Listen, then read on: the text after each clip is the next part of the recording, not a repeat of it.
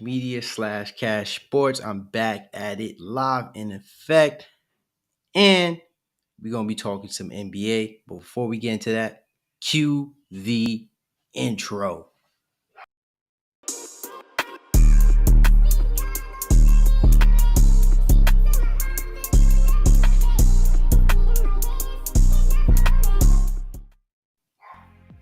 All right, man. So, if you guys were just tuning in, I just finished an NFL session where I just had covered the conference championship games. But now, football's over today, or at least right now, we're gonna be talking some NBA because we got some games happening as we speak. Right? We got a lot of games coming up. So, I do have some people tuning into the stream, but also let me drop the link in the comment section so you guys can tap in whenever.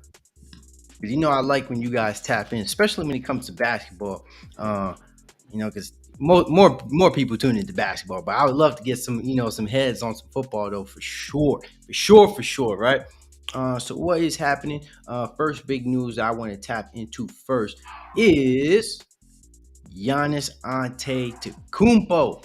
Yes, sir. Yes, sir. You already know Giannis had dropped 50 points yesterday in the win over the Pelicans. Now you know what's funny? I just had a guy who was just commenting on my last video who's a big New Orleans fan. I'm wondering where he's at though. Because you know what? He was on here. What's up, R&R man? Lavish Rose Gold. What's up, man? How you doing? Sky was just on here too, talking on the last video as it pertains to football. And I was like, yo, where you been at, man? We've been looking for you. We gotta strike up a debate here in the future. So hey, Sky, if you're tuning in, man, please tap into the next video, man. When we talk about some basketball. So let's get into it though. But by the way, like and subscribe also and hit that bell, that notification button. So dive into it.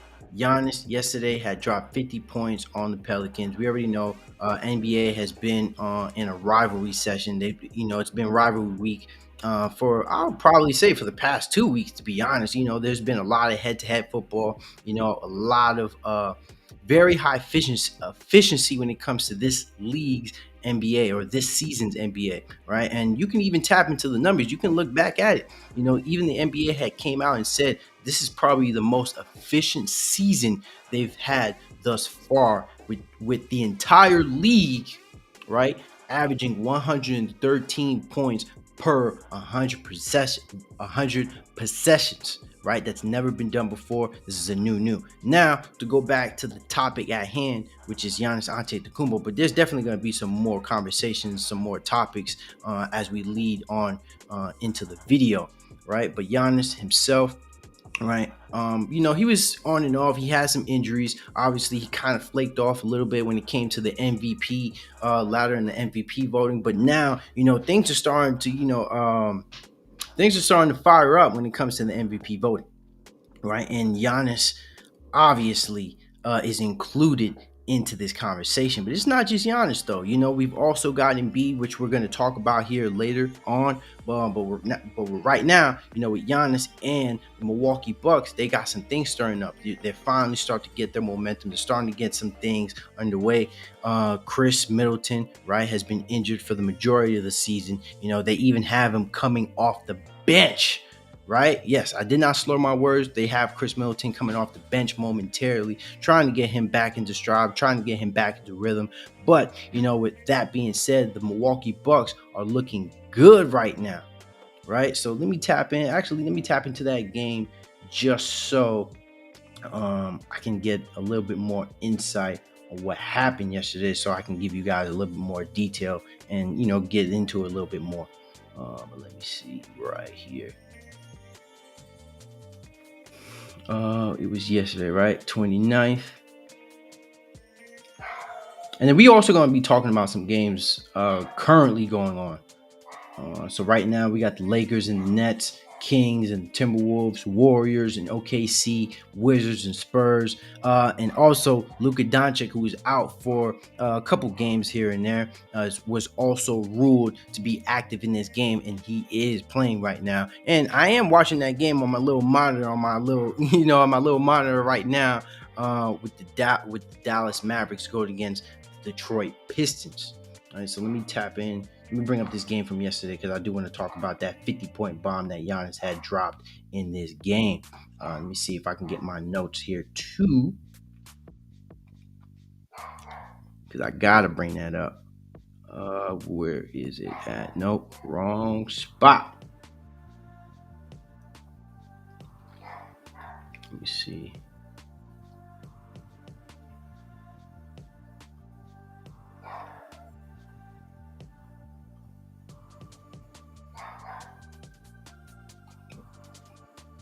Oh, yeah, right here. Right here. So Giannis Antetokounmpo, right? We already know he had dropped 50 points. He only had 3 turnovers. He also racked up 4 assists in that game with 13 rebounds. Only shot 58% from the free throw line, but we already know Giannis has his on and off days. But also, we also got to put this in here that he shot 75% from the 3-point line, right? And also shooting 76% from the field, right? You heard it here. You heard it, right? Giannis shot 76%, going for 50 points in that game. That in itself, I think he shot like 26 shots and only missed 6 out of those shots. So he made 20 shots out of 26, going for 50 in this game, right? And then also, on the Pelicans end, because we know that they have some injuries on their side of the court, right? But we know that they have some young players that's coming in with Trey Murphy, Najee Marshall, Valanciunas has been at the game for longer. He's been in the game for a minute, right? And then Jose Alvarado also coming in at the starter spot. So we know the Pelicans, right? They're in a desperate state right now. They have their stars out.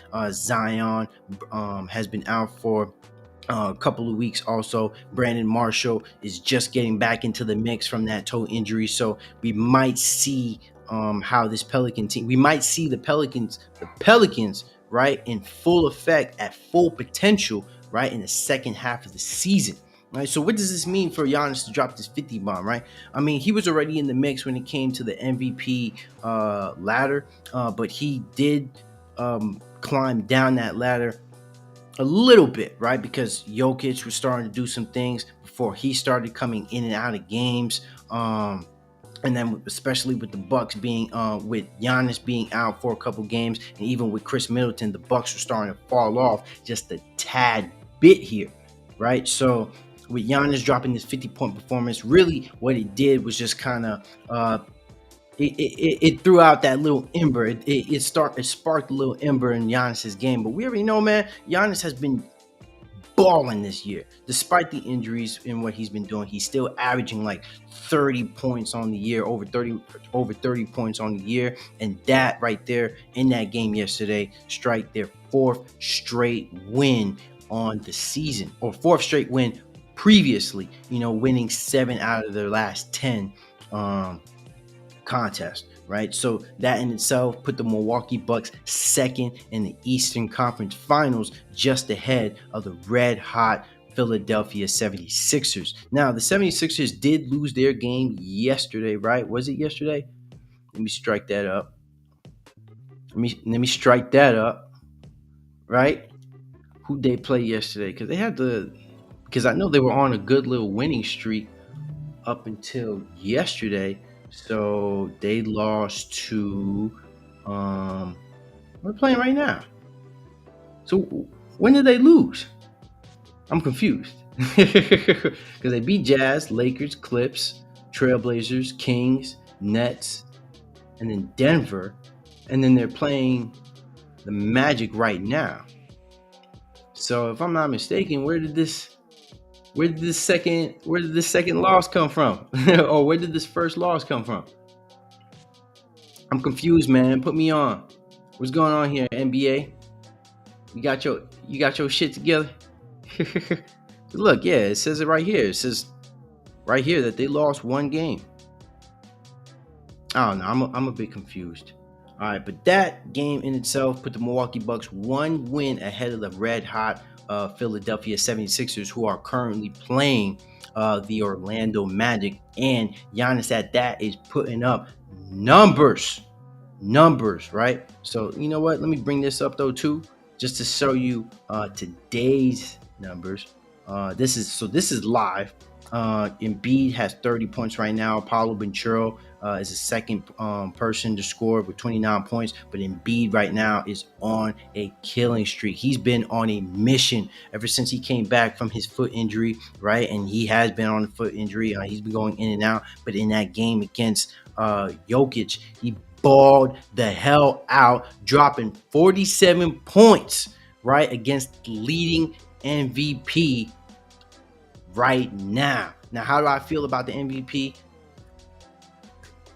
I mean, hey, there's right now, it's still in the mix. There's still a lot of conversation to be had about who deserves to be MVP, but it's a long NBA season, man. It is a long NBA season, right? So we gotta wait. But as of right now, we can still have that conversation, with the players in the mix. And right now, it's Embiid, Jokic, right? Giannis, Tatum, and those are the four names I can come up with right now. At least when it comes to the front runners, right? We know that Luka Doncic is going to be in the mix as long as he continues to play. Really, what's killing the Dallas Mavericks is him being absent in these games and getting injured, right? But we've stated in the past that Luka Doncic cannot continue to play this way, and if the Dallas Mavericks hope to get deeper into a playoff run, right? And what do I mean by that, right? You look basically where I'm getting at is that Luka is carrying a lot of baggage when it comes to this Dallas Mavericks team. And even Jason Kidd said himself he cannot continue to play like this for 82 games. So we already know he's not going to play 82 games because he had already missed some games, right? But Luka Doncic, with that being said, is still a magical player, still going to do his thing, still going to be Luka Magic, right? So I expect Luka to be in the mix in the near future. But as of right now, when it comes to the MVP ladder, I'm going to give Joel Embiid the nod when it comes to who is leading in the MVP race, because even right now, Joel Embiid is doing his thing. Like, if we tap into this game right now, all right, Void, thank you, bro. I appreciate the thumbs up always, man. Always looking out, bro. Let me tap in. Let me bring up that game. Bring up that game. All right. Let me see. Let me find it. Are they even playing right now? Tuesday. I need this Monday game though. I need this Monday game. Where are the games at, man? All right, let me pull this up.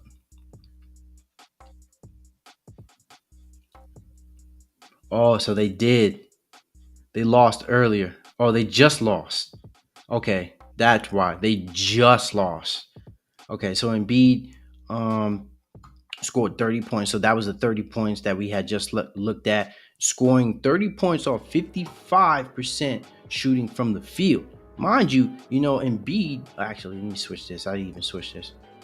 And mind you though too, Embiid is actually third all time when it comes to averaging 30 points per game with 50% shooting from the field. There's a rare amount of players who've actually done that, and Michael Jordan is one of those players. And guess what? If Embiid continues to play the way he is right now, you can add Joel Embiid to that list with players who've averaged 30 while shooting over 50% from the field, right? So that right there is impressive. Embiid, having another impressive season, right? We've heard the topics, we've heard the rumors, we've heard the stories that pertains to to Joel Embiid, right? Going back and forth with his place and um, basically getting the recognition that he deserves, right? That game in particular, when he had played against Jokic, right? When he dropped 47, they already put out that Embiid was not going to be an all-star starter in the All-Star game, which is which is probably the biggest snub in recent memory, right? Because Joel Embiid, without a doubt, is an MVP candidate. In my opinion, I believe he deserves to get the nod over Kevin Durant, especially if you miss that many games and Embiid is doing what he's doing. Embiid deserves to be in. He needs to be a starter in the All-Star game. Like we've already kind of like pushed Embiid to the side when he came to the All NBA first team. And, because we had to give that to Jokic, and then Embiid had to be number 2 on the All NBA second team. But with that being said, man, bare minimum, man, if he's not going to even get that, because we know that it's very position limited, why can't Embiid be the all-star starter? And this is why he's playing like this, because he's playing with that aggression. He's playing right and very ambitious. He wants to win, right? And that's the thing what I love about Embiid the most, because despite the competition, despite the hearsay, he say she say narratives, Embiid is going out on the ball court and balling at that, right? So there's not even a conversation to be had when it comes to Joel Embiid's game. Right, but now when it comes to Jokic, obviously he's going to climb back in this conversation when it comes to the MVP ladder. He's going to continue to do what he does. He's going to continue to be efficient. He's going to continue, right, to get triple doubles. So he's going to be he's going to be a top 3 MVP candidate. He's going to have his name in the MVP candidacy. And then let's not forget to mention Jason Tatum, right? This year he is leading the league in total points over Luka Doncic, and that's just by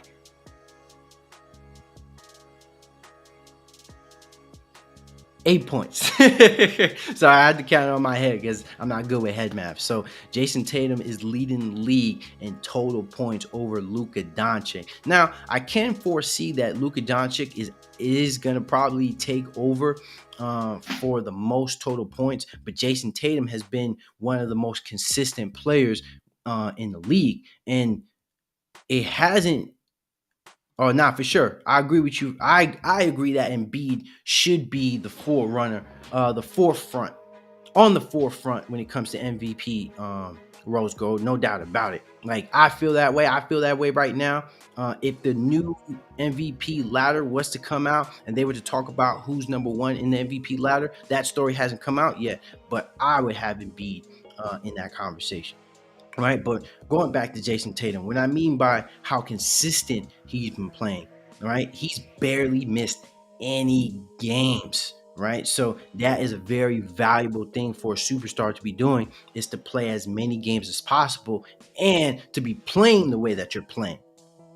Right, so we're talking about some very phenomenal things. We're talking about guys that's playing at the top of their game. I started off with the segment with Giannis dropping 50 and inserting his name and putting himself number 2 in that conversation. But like I said, I got to give the salute to Joel Embiid because he is dogging right now. Certainly, man, got to give the nod to Joel Embiid, man, doing his thing. All right, so another thing that I do want to bring up also pertains to, right, the power rankings, right? So we know that the NBA trade deadline is going to be coming up here in the near future. So we're gonna possibly see some teams.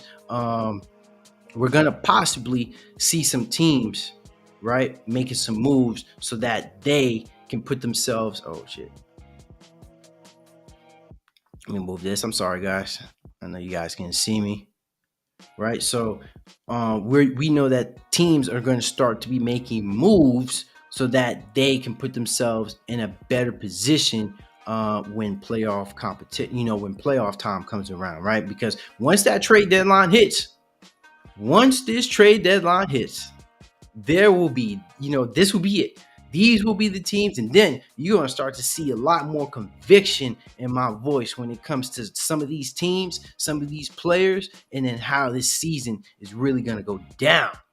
Right. So I got to be honest here, So for me, I look at the second half of the season as the real season, because that's when these teams, the seeding is going to start to be a little bit more implemented. It's going to start to carry more weight. Some of the teams that are trying to get in are going to try to play their ass off so they can either get into the play-in or even in the top 6 spots of the playoffs. But there's still so much to debate here. There's still so much conversation when it comes to the NBA league right now, and then so we're gonna break this down and we're gonna go into it.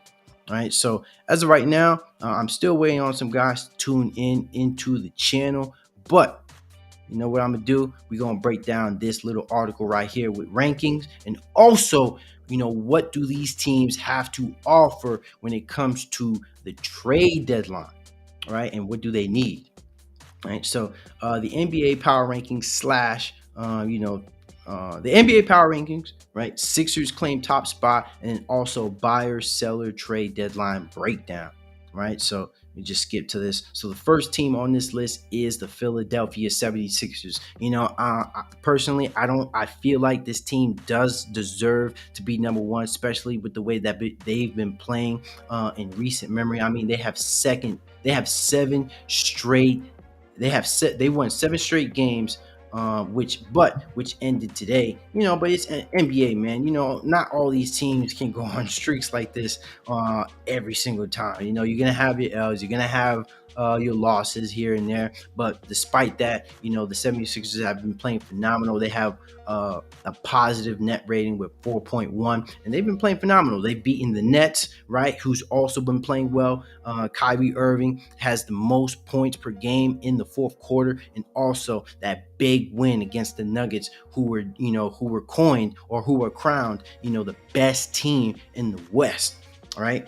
So buyer and sellers, buyers, Daryl Morey is always looking to make a move at trade deadline. The target is usually a 3 and deep type player to bolster the roster, and that could be very necessary if Doc Rivers doesn't trust to play Matisse Thybulle. As long as Joel Embiid, James Harden, and Tyrese Maxey are healthy, the Sixers will feel good about their title chances. Now, here is what they have to offer if they were to make a move around the trade deadline, right? So they have 2 first-round picks, one in 2029 and the other in 2030, and then first they owe the 2023 first-round pick to the Utah Jazz, a 2025 to OKC, which is a top 6 protected, and 2027 Brooklyn's top 8 protected pick. And also, when it comes to second round picks, they have Charlotte's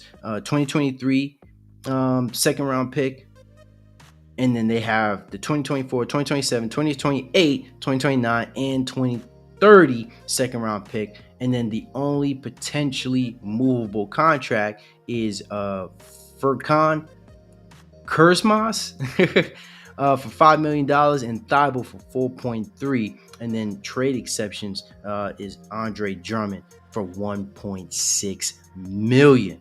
Right. So we know with the 76ers, they're a great team, but any team can obviously get better. Right. And foreseeing this and looking into this article and reading into this a little bit more, the 76ers can definitely use some more 3 and D players, especially, a player like Matisse Thybulle. Even though he's a great defensive player, you need more shooting in this league, especially when you have somebody like PJ Tucker, Tobias Harris. There could be some moves with Tobias Harris in the future. We don't know, but in a league like today, 3 and D players are probably one of, if not the most valuable role players you can get. Right.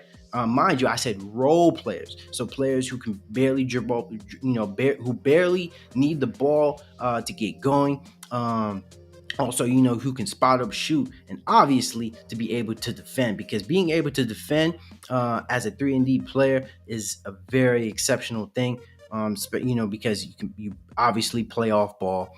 And this is the league where defense is really limited for a lot of teams, right? Not a lot of teams can really lock up 1-to-1 or head to head, right? So next team that I do want to pop up now is the Milwaukee Bucks, right? So they were previously fifth. They're 33-17 with a net rating of plus 2.2, right? And their weekly slate, they've beaten the Pistons, they've beaten the Nuggets, they've beaten the Pacers, and they've beaten the Pelicans. So now they're on a nice little run. The Milwaukee Bucks are back in stride, and they're not even in playoff form just yet. They're not even in playoff form just yet, right? Giannis is just been a player who's just been doing his thing, right? So buyers or sellers, buyers, right? We know the Bucks are looking for a new home for Serge Ibaka, right? Let me zoom in this a little bit more. The Bobby Portis injury hopefully won't impact much of the season. What else can the Bucks add? They don't have much to offer other than roughly $10 million in expiring contract. If you combine Joe Ingles and George Hill, this isn't a very deep team. And it might be trying to add someone like Jay Crowder. The Bucks might be painted in a corner with the roster for the rest of the season.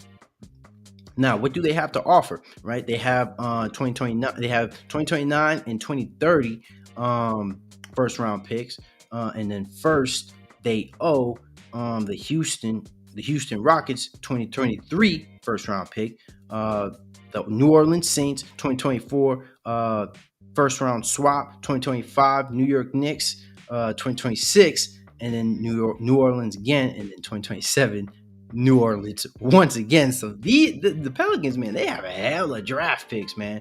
Hella draft picks, bro. So with that being said, we gonna tap into New Orleans a little bit later. And then also second round picks, they have 2023's Golden State picks, 2024 Portland picks, and also 2025 Indiana Pacers picks, and then their own picks in 27 to 30, right? And then the potential contracts they would possibly like to move, right, which they stated in the article, is Serge Ibaka's $1 million contract, Joe Ingles $6.4 million contract, and then George Hill's $4 million contracts. And then the Milwaukee Bucks have no trade exceptions, right? So when it comes to the Milwaukee Bucks, right, I mean, it's pretty slim to none. All right, they have limited options when it comes to what they can do with this roster when it comes when the trade deadline comes around. So for better or for worse, the Milwaukee Bucks are basically the team that we see now. So essentially, like, really, bottom line is, with the Milwaukee Bucks, all they have to do is get healthy, make sure that they're getting back into rhythm, into championship form, going into the second half of the season. So with that being said, man, there's not really much to talk about the Bucks, because they kind of have like shit pieces. Right? So now the third team on this list is the Boston Celtics. They were previously the number one ranked team in this power ranking under the Athletic. They're 36-15 with a net rating of plus 5.7, probably the highest in the league, right? I think the 76ers were what, 4 point. Yeah, they were 4.1. So the Boston Celtics, right, weekly slate, they've lost to the Magic, they've lost to the Heat, they've lost to the Knicks, but they've beaten the Lakers in that late game stretch, which we know, they could have lost if they had called that, that foul on LeBron in the last seconds of the game, right? So all right, so buyers and sellers. Buyers. The Celtics do not need to get someone at the trade deadline, but they can for insurance to show the rest of the league there's more to worry about. They've been linked to Jakob Poeltl in San Antonio. That would be a killer for the rest of the league, because interior depth is Boston's one weakness, right? I couldn't agree anymore. Right, when it comes to the Boston Celtics, their biggest weakness is definitely their interior defense with Al Horford, Robert Williams. Right, Al Horford is a little bit seasoned. He's been in the league for quite some time, and Robert Williams, he can be a bit inconsistent from time to time. Right, so getting a guy like Jakob Poeltl would be a tremendous plus for this Boston Celtics team, right? So if they were to hope to make this move, if they can somehow make this move to get Jakob Poeltl, it would be a great addition to this team. So if the Boston Celtics can figure something out, maybe give up a pick here and there, they can definitely make something happen. Now, would I do it? Absolutely. I would trade that first round pick in a heartbeat. Why? Because the Boston Celtics are already championship ready. They have their squad. Jason Tatum and Jaylen Brown are playing phenomenal. Jason Tatum is in the conversation for MVP, right? One of the players that I mentioned earlier. Jaylen Brown also, right, playing phenomenal. He's definitely going to get some all NBA recognition this year. I don't know if it's going to be first team or second team. More than likely, he could be first team all NBA. Last year it went to Devin Booker, but he's been out for some time. So he could make some waves in the second half of the season as he starts to get back into the fold. But we're going to have to wait and see on that. But what do the Boston Celtics have to offer if they wanted to, right? So we've said that they have a lot of picks. Right? So they have 2025 all the way to 2030 first round picks, right? So the first that they owe is 2023, so they don't have 2023 first round picks, which is due to Indiana Pacers, and they've also swapped with the Spurs for the 2028 first round pick. So I was actually wrong. So they have 25, 26, 27. They don't have 28, and then 29, and then 30, right? So the second round picks that they have are the 2029 and 2030. And then the only potential movable contract is Danilo Gallinari with $6.4 million. And the trade exceptions would be Dennis Schroeder with 5.9. Right? He's not even on the team anymore. So number 4 now is the Denver Nuggets, 34-16. Oh man, where are these guys at, man? They all scared, bro. I'm waiting for the debate. Where they at? Where they at, man? They don't want to talk about it.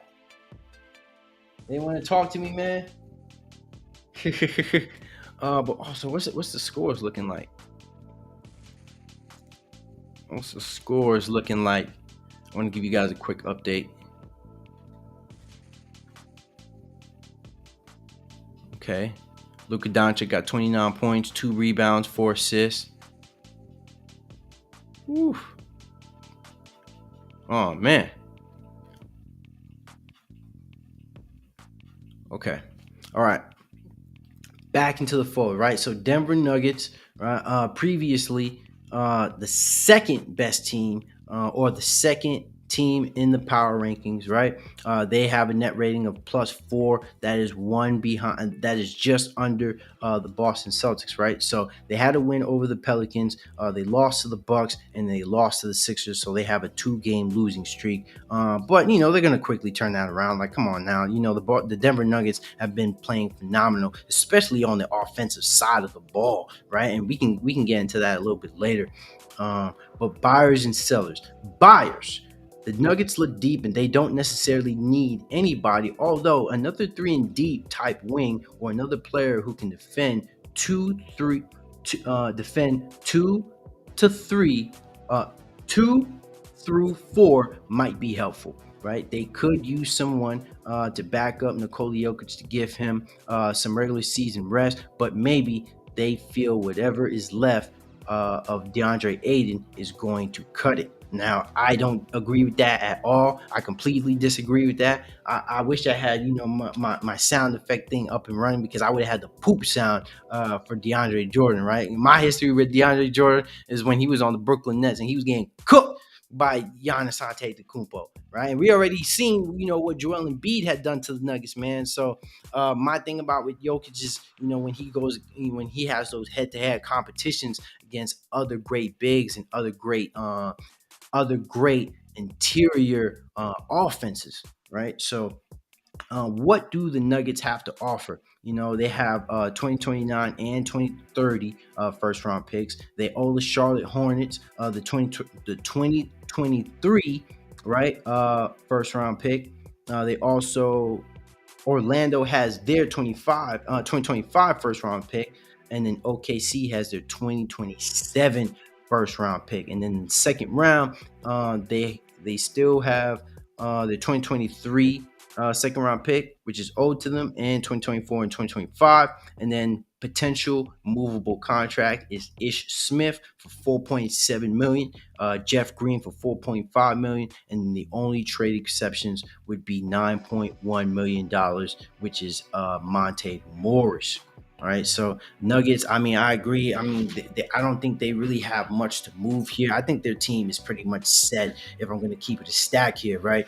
The Denver Nuggets have been looking phenomenal for much of the season. Really, the only thing that I could see them stopping them is injuries. But I mean, knock on wood, I wouldn't, wish that on any team or anybody.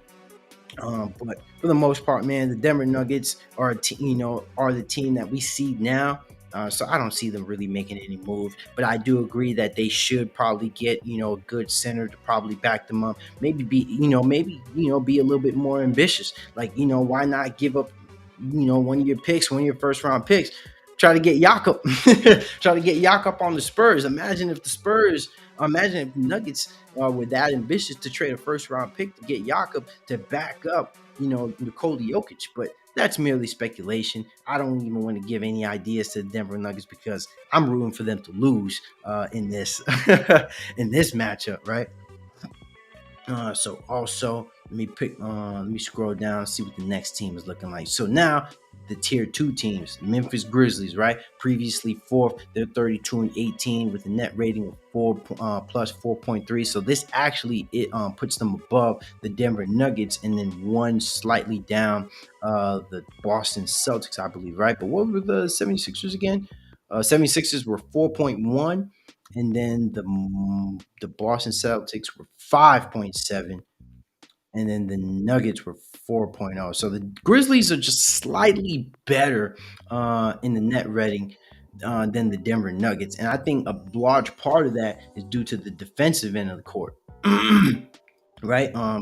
Jaren Jackson has been playing phenomenal on the defensive end of the ball. I believe he's leading the league in blocks as we speak, right? But then in their weekly slate,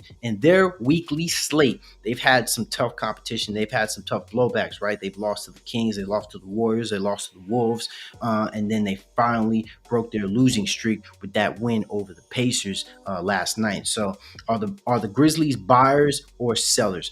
So the Athletic has them as buyers. The Grizzlies are in a phenomenal position to add someone significant if they want. They have all their picks and a couple of contracts to deal, although one of them is expiring deal of Dylan Brooks, whom they really like. The Grizzlies have a deep team, but I do wonder if they can use another scorer in the second court, in the half court. Sorry about that. And then so what they have to offer, they have all their first round picks from 23 to 30, including the Golden State Warriors 2024 top four protected pick. First, they don't own any first round picks to nobody. In the second round, they have their 23 pick, their 24 pick from Toronto. They have a 25 pick from the Pelicans, and then 27, 28, 29, and 30 second round pick. And then the only potential movable contract is Danny Green for 10 million. And then they also have no trade exception. But Danny Green, man, hey, this guy is still racking up some dough, man. This guy is getting some cheese. He's finding a way to get his money. Danny Green is finding a way he's getting money. And if he's still on this team by playoff time, best and believe, we're gonna see this guy on the court. We're gonna see this guy on the court. Right. Quick little update though here right now. Detroit Pistons are up on the Dallas Mavericks 71-63 in the third quarter with 6.5 minutes left. All right, so I agree with the Memphis Grizzlies, though. They've been on and off, but for the better part of the season, they still been one of the best teams in the West. Still been as consistent as can be. But we'll have to see. Dylan Brooks isn't particularly having the best seasons thus far, so it'll be very interesting to see if the Memphis Grizzlies do move off Dylan Brooks. But I don't think they're going to move off Dylan Brooks. So, with that being said, let's move on to the next team. right? So number six now is the Cleveland Cavaliers, right? Obviously at six, they're 31-21 with a net rating of 4.7, right? That's also putting them at the top of the mix under this the Boston Celtics. Now I'm not going to keep memorizing, which team in order is the net ratings, right? Because if that was the case, they would have put it in order, but I'm not going to put it in order right now because I'm just going through the spiel, right? So their weekly slate, they've lost to the Knicks, they've beaten the Rockets, they've lost to OKC, and they've also had a win over the Clippers. Now, are the Cavs buyers or sellers? They have them as buyers. The Cleveland Cavaliers need another win, ideally a three and deep wing. They have a lot of pieces to move if they want to provide some cap space, such as Kevin Love expiring deal. The problem with this is that they don't have first round picks to move. They can do pick swaps, but everything has already been accounted for to acquire Donovan Mitchell. Would they dangle Karis LeVert to entice a team? Will LeVert and second round picks get it done? It's tough. It's a tough sell in this market, but it is doable, right? So it already stated in the article that they have no first round picks, but first that they owe, right? They've given Indiana their 23 first round pick. Utah has their 25 first round pick. Utah also has their 26 first round pick in the pick swap. Utah has their 28 first round pick, and then they also have their 29 first round pick, right? So this is a large part due to acquiring Donovan Mitchell, right? Which they just said. So they traded in the haul for Donovan Mitchell, and for good reason though, too. Like why wouldn't you go after Donovan? Why wouldn't you go after Donovan Mitchell? Knicks, right? So we know what we know what's going on there, right? But at the end of the day, they got Donovan Mitchell, and we're gonna have to see what this team is made of in the near future. But as it is right now, it's up in the air. It's up in the air with the Cleveland Cavaliers. But but to give this team a little bit of leeway, this is the first year that they have together. So we're gonna have to see what this team is made. Sorry about that. We're gonna have to see what this team is made of in the playoffs for them to consider any moves going forward, right? So any potential, they've stated earlier, the potential movable contracts are Kevin Love at $28.9 million. Man, woo, man, they gotta get rid of that contract though. They gotta get rid of that contract. And then Karis LeVert at 18.7, Osman at 7.4, and Dylan Windler at 4 million. And then the only trade exception with Acha Abaji. All right, hopefully I said that correctly, right? So a lot of teams, like I said, a valuable role player that you can have on your team is any role player that's 3 and D, right? And I agree with the Cleveland Cavaliers segment that any addition where they can get a 3 and D player in the wing would definitely help this team out for sure, right? Let me know in the comment section, guys. If you guys have any pointers you guys want to point out as it pertains to if you think either you disagree with a segment, either you feel like a team needs this and that. So point that out. I'm not picky here, man.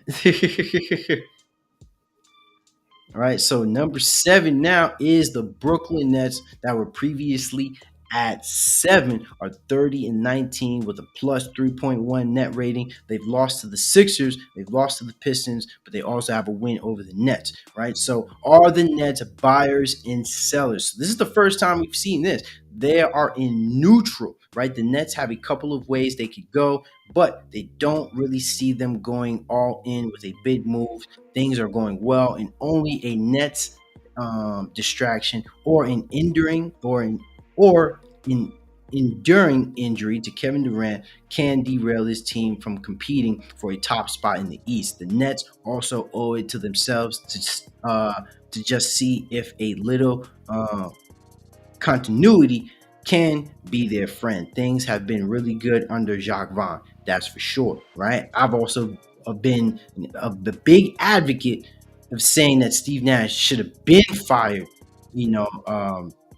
from the Brooklyn Nets, right? And I said it, I called it.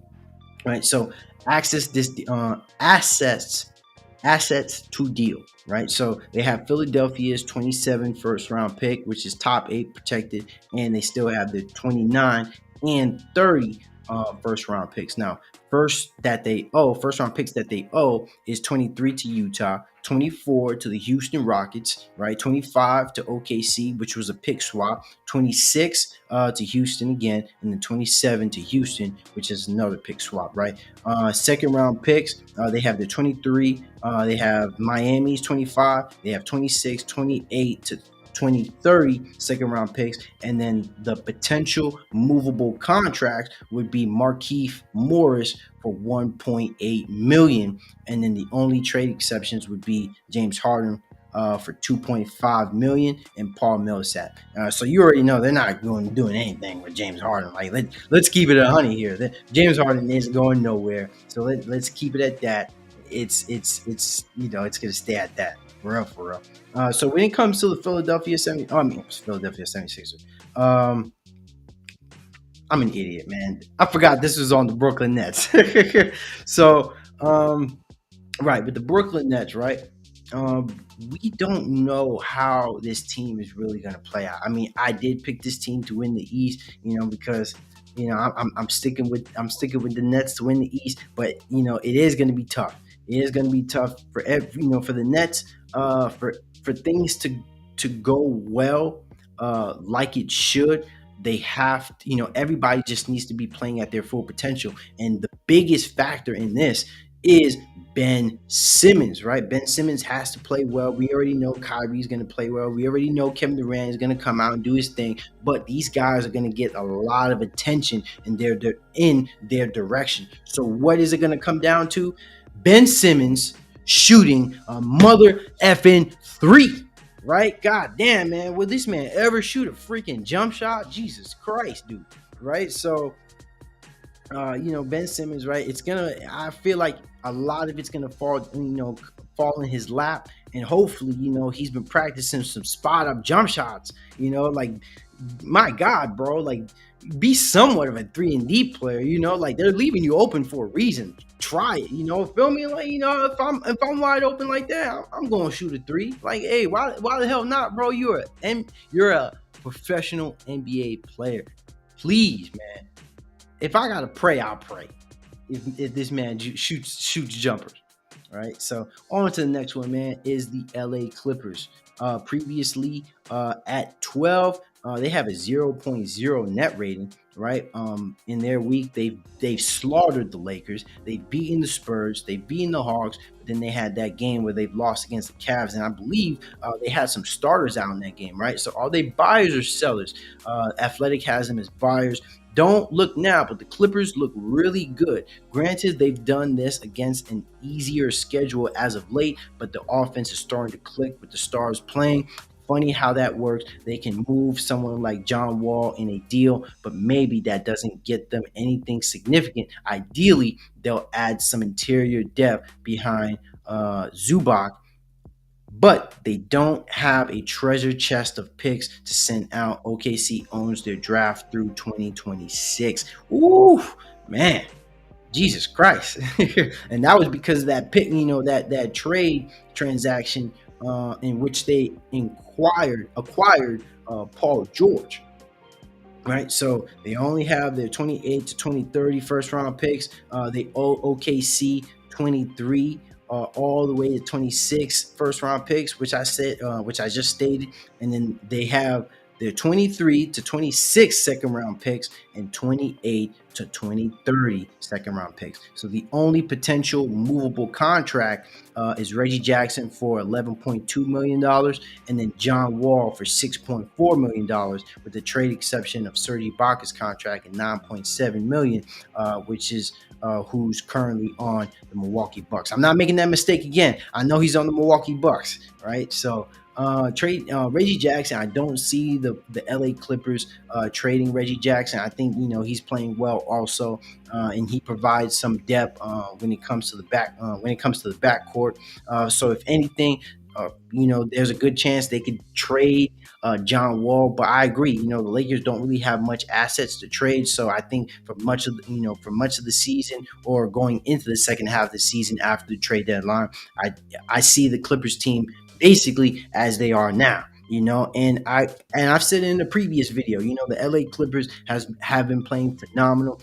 They finally got their team back. Really, what they're doing is just trying to get in playoff motion, trying to get in playoff stride, wait for this All-Star break to follow through, and then things are going to start to explode in their direction. But they need to start racking up some wins. They need to start racking up some wins if they hope to have an easier playoff run, because in the position that they are now, it's going to be tougher for them. But like I said, man, that second half of the season, usually things start to follow through, and then we're going to start to see the seeding for the playoffs, start to unveil itself, and what we think, or either what it should be, if that makes any sense. Right? So let me scroll down now. Playing teams, right? The Golden State Warriors, they're 25 and 24, previously 11, right, in the power rankings, in the athletic power rankings, right? So they have a win over the Grizzlies and they have a win over the Raptors, right? So are they buyers and sellers? They're also another team that's neutral. Bob Myers usually has the tools and support to be aggressive, but the Warriors don't have a ton to deal unless they want to let go of these young guys. Let go of some of these young guys to try to swing something bigger. James Wiseman probably doesn't have a ton of trade value at this point. So is it worth it to the Warriors to include a great young talent option like Jonathan Kuminga? The Warriors probably stand pat, right? So the Warriors do have their 26 to 2030 first round pick, and they also owe Memphis their 24 top 4 protected pick. They do have their 26 Memphis pick, the 2026 Memphis Grizzlies second round pick, and then they still have their 27 to 30 second round pick. And the only potential movable contract is James Wiseman with 9.6, which they stated doesn't have a lot of trade value. James Wiseman has been up and down. He hasn't been able to kind of get into rhythm on the offensive side of the ball. But with the Warriors, man, it's relatively limited when it comes to the Warriors, especially when you're a big man, right? When you're a big man, or when you're looking for a big man for the Warriors, you got to get somebody who's extremely well when it comes to playing off ball. Like I would say, if you're the Warriors, I think a great fit for a big man would have been somebody like Rudy Gobert or something like that. Like, that's the only time where the Warriors should go after. That's the only team that should have went after Rudy Gobert instead of the Minnesota Timberwolves, because my God, they look freaking terrible, right? In my opinion. And I wasn't big on Rudy Gobert, but in this instance, if you were to get Rudy Gobert on a team like the Golden State Warriors, that would have been a completely different situation. But we obviously know the Minnesota Timberwolves are not going to let go of Rudy Gobert, especially after the bullshit trade that they gave up for him. They're definitely not going to let him go now, right? So now another team is the Miami Heat. Previously at 10, right? They have a 0 net rating and they're currently 28 and 23. Their weekly slate, they have a win over the Celtics, Magic, and then they also lost to the Hornets, I believe, yesterday, right? So they have them as buyers. The Heat would probably love to make a move to bolster this offense. It's incredible how bad they've been shooting the ball, especially on wide open three-pointers. They've loved to get a guy who comes in and knocks down some shots. That's supposed to be Duncan Robinson, but he hasn't been the same since the bubble. The Heat aren't likely to move the big contract like Kyle Lowry now, and maybe this team is just good enough defensively to keep it in the top 6 by season's end. So assets to deal, they have a 23 first round pick, 27 to 30 first round pick, and then they also owe OKC a 25 top 14 protected pick. And then they have their second round picks in 24 and also in 28 to 30. And then the only potential movable contract is Victor Oladipo with 8.7, Kyle Lowry with $28.8 million, and Dwayne Dedman at 4.7. And then trade exceptions with 1.7 million with KZ Opalaka. Right? I hope I said it right.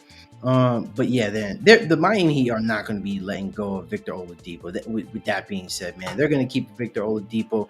If you've been watching the Miami Heat, I completely agree with what's been going on with the Miami Heat on the offensive side of the ball. They can't shoot worth a shit, right? They're damn near in the same ballpark when it comes to the Lakers in their 3-point shooting, right? And then we know what happened with Duncan Robinson. For those that might not know, Duncan Robinson was on fire during the bubble in 2020, and then so the Heat had given him his deal, right? But ever since then, Duncan Robinson has just not been the same player, and unfortunately, right, they're feeling the burn from that deal. So, hey, man, it is what it is, and we're gonna start to see some things from here. But shout out to Victor Oladipo, because this man is playing well right now. It's looking like he might be taking the starting spot over Kyle Lowry, which is why this team might be moving off of Kyle Lowry in the near future. But we may have to wait on that. Right. And then also Sacramento Kings, right? Previously at 8, 27 and 21 with a net rating of plus 2.7. They have a win over the Grizzlies, but they lost against the Raptors and the Wolves in this week, right? Are they buyers and sellers? The Kings don't have full control over their future draft because of the Kevin Huerter trade, but they could get really creative and aggressive if they want. We saw this front office surprise everybody by moving Tyrese Halliburton for Damascus Sabonis a year ago. My guess is the Kings ultimately end up standing pat because this group has earned the chance to punch this home into the postseason. But Monte McNair is going to be aggressive in seeing what they could acquire. First round picks, they have their first round picks from 27 to 30. First that they owe is and then so the first round picks that they owe is 24, right? That Atlanta has, right? And then what? So Atlanta top 14 protected, top 12 and 25, top 10 and 26. Oh, okay. Oh, so it's like I don't understand that. Somebody put me on, man. Let me know what's going on here with the Miami Heat, man. What's going on with these picks? Looking like not Miami Heat, the Sacramento Kings. All right, so the potential movable contracts are Terrence Davis for $4 million, Alex Len for 3.9, Trey Lyles for $2.6 million, and then trade exceptions, Tyrese Halliburton for $4 million, and Marvin Bagley III for 1.6.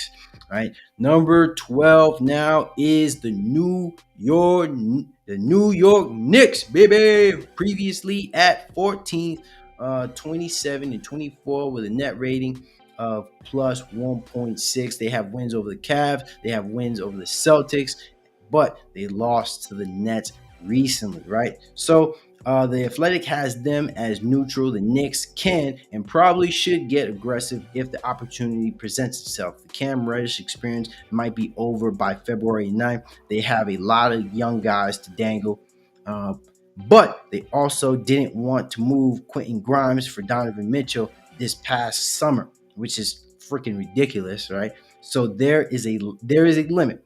The Knicks have a lot of draft picks to send down, but it's also worth seeing what this group can do, right? Assets to deal. They have 23. They have their 23 first round pick. They have Dallas's 23 first round pick. They have Detroit's 23 first round pick, which is top 18 protected, top 13 in 2025, top 11 in 2026. Top 9 in 2027. In 2023, they have Washington's top 14 protected, 2024, 2025, for both. They have their own pick, and then I believe Milwaukee's first round top 4 protected pick, and then they also have 26 to 30. So they wasn't lying when they said the New York Knicks got hella picks to trade, man. Like, for real, the Knicks have so many assets to trade just based off first round picks alone. Man, they were being stingy, man. They should have made that trade for Donovan Mitchell. Now that I'm really looking at it, like, come on, bro. Like, you had this many first round picks. Oh, by the way, score update. Believe the Pistons. I told you that, guys, that the Dallas Mavericks were down, and now they're back in the fold, down by 1, 84 to 83 currently at this moment. All right, just to give you guys a little bit quick update. We'll get rid of this though too. Why you got your eyes rolling, man? What you looking at though? Rose gold. Tell me what you pointing at. Right, and then the only potential movable contract is Derrick Rose for 14.5 million, and then obviously Cam Reddish, which was stated earlier in this article, or in this part of the article, right? And now the Phoenix Suns, previously at 13 and still at 13. They're 26 and 25 with a net rating of plus 1.5 net rating. They have wins over the Hornets, losses to the Mavericks, and then win against the Spurs, which did go into overtime. Right, so they have them as buyers. We know the Suns need to sell this Jay Crowder's trade situation. They actually have a decent sized contract to move outside of Crowder, and we know this team is better than its record. The Suns were really good up until Devin Booker went down. They know if they can bring him back healthy and keep him on the court, they can play with almost anybody. James Jones could be really aggressive with a new team governor in place soon. They have picks to offer, but the Suns don't need to do anything other than get some return for Crowder for sure. So they have their first round picks from 23 to 30. They don't own any first round picks to anybody. They have their first round picks from 23 to 30. And then the only potential movable contracts would be Jay Crowder, which we know hasn't played all season due to some internal turmoil within the team. So we don't know what's going on there, but we're going to start to see, if they make a move, which they should make by the trade deadline. All right, Dario Saric for 9.2, Cameron Payne for $6 million, and then Torrey Craig 5.1. All right. So next team now is the New Orleans Pelicans, who were previously 9th and now are at 14 and they're sitting at 26 and 25, right? So they've taken a big hit, especially since, they have their star players out right now. They got some backups starting right now, right? So they have them as neutral. Maybe the Pelicans want to be buyers because they have flexibility and a ton of draft assets, but David Griffin and Willie Green seem to understandably want to see what this group can do when healthy. It's looked really good at times, but they're sliding without Zion Williamson. Brandon Ingram is back, but he needs to round into form. They don't have a lot of contracts to move without disrupting their core. Just seeing where this goes has real currency to it. If the Pelicans get aggressive in the trade market, it's more likely to be this summer with potentially bigger names. So we already know, right? The Pelicans, they have a shit ton of trade assets, a shit ton of picks, right? They've traded with a lot of people. They have the Lakers 23 first round pick. They have their 24 first round pick. They have the Lakers 24 first round pick, which they can defer, but more than likely they're not going to defer. They have their 25 first round pick. They have the Lakers 25 first round pick. They have the Knicks 25 first round pick.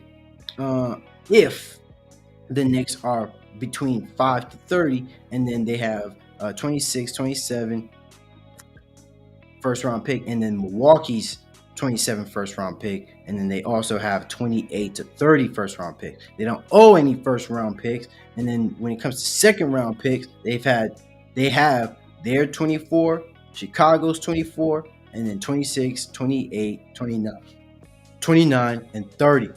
And then the only potential movable contracts would be Jackson Hayes for 6.8 and Garrett Temple for $5.1 million. And then trade exceptions would be Didi Luzada for 1.7 million, right? So, with the Pelicans, man, I completely agree. We gotta see what this roster is about, especially with them healthy, right? I would love to see Zion go on a playoff run, see what this team can do in a playoff situation. So, we gotta see some things when it comes to this Pelicans team. So I completely agree. If the Pelicans were to make any moves, it's definitely gonna happen in the summertime, not during the trade deadline. If they do, I would be shocked if they do this. Right. So the Minnesota Timberwolves, previously at 17, right now they're 27 and 25 with a plus 0.5 net rating. They have losses against the Rockets, wins against the Pelicans, Grizzlies, and the Kings. They're pretty neutral. I bet the Wolves want to be buyers. They just don't have anything to really offer up.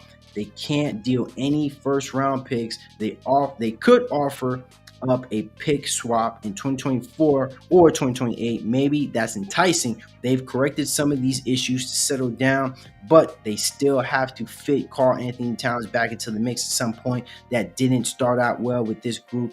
They'll probably like to move D'Angelo Russell before either having to pay him or lose that salary slot. They have painted themselves into a terrible corner. Right, so they have no first round picks, right? They have no first round picks. They owe Utah 23, 25, 26, 27, and 29 first round picks. And then when it comes to second round picks, they have New York's second round pick. They have Indiana, Miami, and San Antonio's least favorable second round picks, and then they have their 28 to 30 second round picks. And then we just read here that the only potential movable contracts is D'Angelo Russell with $31.3 million in Taurean Prince, I hope I said that right, for $7.2 million. And then trade exception is Jared Vanderbilt for $4.3 million, right? Tier 4, right? Oh, man, I know I've been running through it. I've been waiting on some guys, man, to tap in. I'm waiting on some guys to tap in, though, for sure. Dallas Mavericks, previously 15th, sitting at 16th right now. In tier 4, they have these teams looking to make the play, right? Dallas Mavericks have a plus 0.1 net rating. They have losses against the Wizards, wins against the Suns, and then a loss against the Jazz. All, I believe, are without Luka Doncic. So the Dallas Mavericks, they definitely got to be buyers, right? Because once this pick owed to the Knicks is gone, the Mavs have full control over their future draft picks.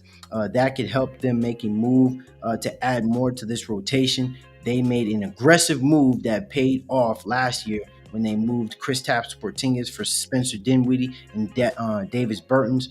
Would selling on Christian Wood before they have to pay him in free agency be a starting point at that? He's been fine, but he's probably not who you want to give a big contract to this summer. The Mavs have some flexibility and they can afford to be aggressive, adding to Luka Doncic's help, right? So they've already stated that after this, after the pick that they owe, after this 23 pick that they owe to the Knicks, they have their 24 to 30 first round picks. And then they also, but they owe the Knicks the 23 first round pick, which I stated. And then they have 24, 25, 27, 29, and 2030 second round picks with potential movable contracts, and Christian Wood for $14.3 million, Dwight Powell for $11 million, and Reggie Bullock for $10 million.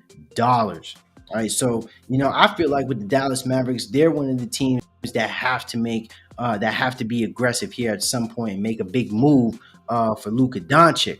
All right, so you know what? Let me put this up. Switch this up here a little bit. All right. So we already know, man, with the Dallas Mavericks, they have to be aggressive. They have to make a move here, especially when you have somebody like Luka Doncic. I don't know if they paid him his extension. This is just me, thinking off the top of my head. I don't know if they did. More than likely, they probably gave him his money. But big thing here is what are they gonna do with Christian Wood, right? The Athletic is going back and forth whether they should give Christian Wood the contract that he's looking for. But depending on what he's looking for, I mean, if he's not an All NBA player or an All Star, I believe like there's some sort of cap which they can't go over. So if you can keep Christian Wood for the right price, I don't see why you wouldn't want to keep him, especially since he's been such an addition to the team. I think Christian Wood isn't going to be a problem if you pay him forward. All right, unless he plays well and his game goes down the drain. It really comes down to what can you put around Luka Doncic, and I think you should go the defensive route. You can have some. You can probably go down in the direction on how the Miami Heat plays, right? So we already know you can complement Luka with shooting, right? But you got to get defense in there and guys, who can play off ball, because we know that Luka Doncic has a lot of usage. He racks up that usage, right? So get some guys who can play off ball, maybe some three and deep guys that can help this team, and that would certainly help out this team in the near future, right? Let me see. Let me keep going, man. Utah Jazz, OKC, Portland Trailblazers, Wizards. Oh man! All right, let's do the Lakers. And then I'm not gonna hold you. I might have to use the bathroom real quickly, and then I can then tap, and then I'm gonna tap into some other segments and some other topics though too. So the Los Angeles Lakers, previously at 20, right, are now sitting at 23. They're 23 and 27 with a minus 0.8 net rating, right? They have losses against the Clippers. They got thrashed by the Clippers.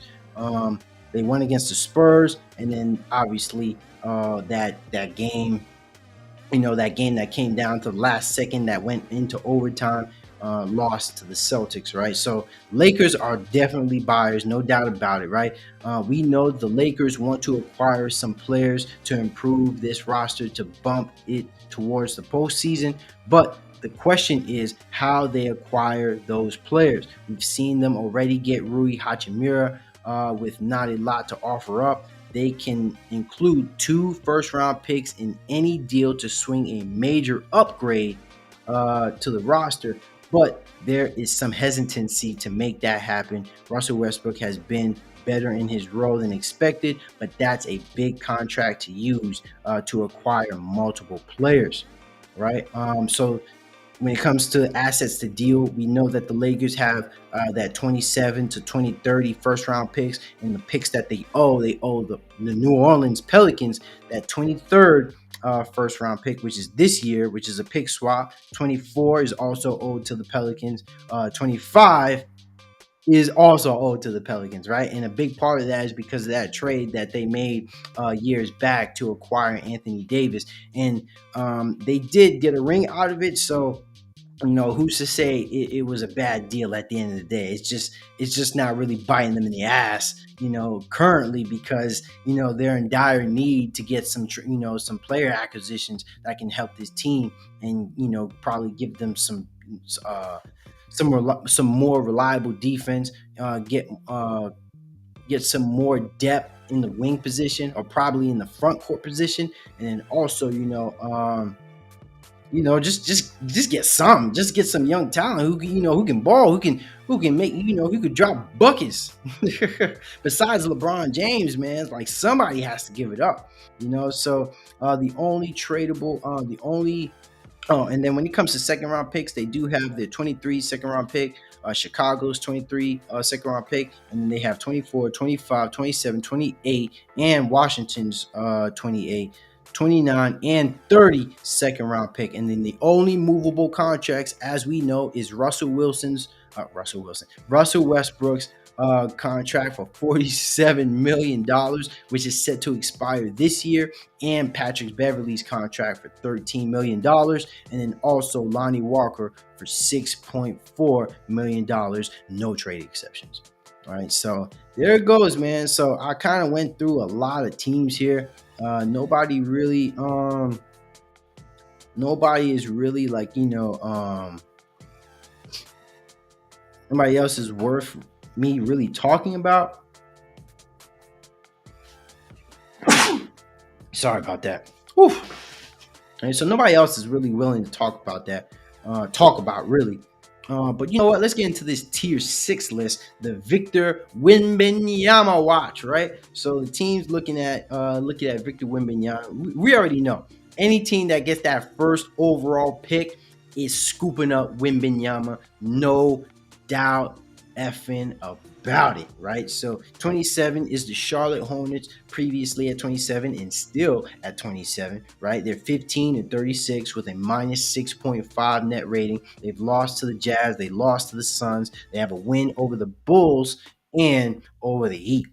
Right, so they're definitely sellers. The Hornets find themselves in a surprising rebuilding situation. LaMelo Ball is a definite for the future, obviously, and they seem to really like Terry Rozier, who has been playing well recently, right? Hence the contract extension. But everything else is pretty fluid. If they win the lottery, they can completely reshape their roster around Wembanyama and Ball. Can you imagine if Wembanyama was playing with LaMelo Ball? I mean, like, my God, Michael Jordan would actually have a superstar talent under his organization, right? We already know, like, Michael Jordan is probably one of, if not the worst owner in NBA in the National Basketball Association, right? And that really is that really goes a long way when you consider like a lot of these teams that's just been shit for so long. And you know what? The Charlotte Hornets have definitely been one of those teams. Also, the Houston Rockets, right? Previously at 30 and then moving up to 28, they have wins over the Wolves, losses towards the Wizards, Cavs, and then the win over the Pistons, right? They're sellers. The Rockets have won just twice in the last 21 games. Jesus Christ. They have no interest in trying to acquire players to help them win this season. They also have such a young roster that they don't have many vets to send out. Players to dangle will probably be Kevin Porter Jr. and Eric Gordon. Porter is an interesting trade idea because this trade isn't guaranteed past next season, despite having 4 more years after this season. It's a poison pill contract, so matching salaries coming in gets tricky. He hasn't quite progressed, but he gives a team cap flexibility and a talent to develop. Gordon is an exact type of wing option a contending team should want to add. I just don't know if he gets you a first at this point. Right, so Houston Rockets, man. I say, the Houston Rockets are one of those teams that would be a good spot for Wembanyama, but also, I like the combination of Ball and Wembanyama, man, because we know, LaMelo Ball, spreads the floor. He's good. He's good with getting the ball around to other players and making players better in the assist category, right? So if he can continue, right, to do that with somebody like Wembanyama, if the Charlotte Hornets do get him, then it would definitely be a great addition. And I think a little bit more so for the Houston Rockets, but that entirely depends on who gets that number 1 overall pick, right? And then the Detroit Pistons, previously 29 and still at 29, 13 and 38, minus 7.2 net rating. They've lost to the Bucks, they've beaten the Nets and then lost to the Rockets. Their sellers also, the Pistons, have had a miserable season and their franchise player is out for the year, Cade Cunningham. It would be crazy of them not to send out some veterans for any assets they can acquire. We've heard some news that Bogdanovich has been out there a couple of times. Alec Burks, Nerlens Noel's, and then Burks and Nerlens Noel's are interesting trade ideas because they both have sizable deals. But each has a team option for next season. They could help now, but also provide some cap relief this summer. Bogdanovich is a real ticket. There are probably a dozen teams looking to add in a deal at the trade deadline, and he's one of the best scoring options available. Right, and now the last team is the San Antonio Spurs, previously 28th, 14-36, minus 9.5 net rating. Weekly slate loss. Lost to the Blazers, lost to the Lakers, lost to the Clippers, and then lost to the Suns, man. It's a sad day for Greg Popovich, man. They're definitely sellers for sure. The Spurs started this a year ago when they moved Derek Wright and Thaddeus Young at the deadline for first round picks. Then they moved DeJounte Murray this summer for picks. The Spurs are looking for assets and Wembanyama. Players to dangle would be Jakob Poeltl, Josh Richardson, and Zach Collins. Poeltl is going to be one of the main targets for teams looking to add a to add skilled size at the deadline. He should be able to fetch them a first round pick. Richardson is a decent 3 and deep option, and Collins could provide interior depth for a team if healthy. Right? Oof. Man, I was really going through a bunch just now. Not gonna hold you. I was going through the motion. Right? So let's tap into some other articles. Maybe some other things that we can chime into. Let me see. So as of right now, how many points? All right, so I gotta bring this up. I gotta bring this up, man. I gotta bring this up. LeBron James scoring record tracker. When will Lakers star pass Kareem Abdul-Jabbar? Right, right. As of right now, on April 5th, 1984, over 18,000 fans gathered to see the Hall of Fame center Kareem Abdul-Jabbar break the NBA's all-time scoring record set by Wilt Chamberlain in 1966. Kareem Abdul-Jabbar, 37, went 10 for 14 from the field while grabbing 5 rebounds and 3 assists in a 129-115 victory over the Utah Jazz, capturing the mark Chamberlain set within 7 career seasons. Almost 40 years later, LeBron James is expected to break the NBA's historic record of 38,387 career points after already being the youngest player to reach several scoring thresholds, right? How many points does LeBron need to break the record? 117. Easy work. What's Floyd say? Easy work, right? That's easy, man. That's like 3 games, bro. That's like 3 games. So when is LeBron expected to break the record? February 7th against the OK. So when is LeBron expected to break the record? He is expected to break it February 7th against the Oklahoma City Thunder at the Crypto.com arena. James has been ruled out from Monday's game against the Brooklyn Nets. This projection is based off James maintaining his 30.2 points per game this season average and not missing any additional games due to injury and/or rest. How the NBA plans to honor LeBron when he breaks the record. The NBA already seems to have some ideas in mind to honor James whenever he breaks Abdul-Jabbar's scoring record.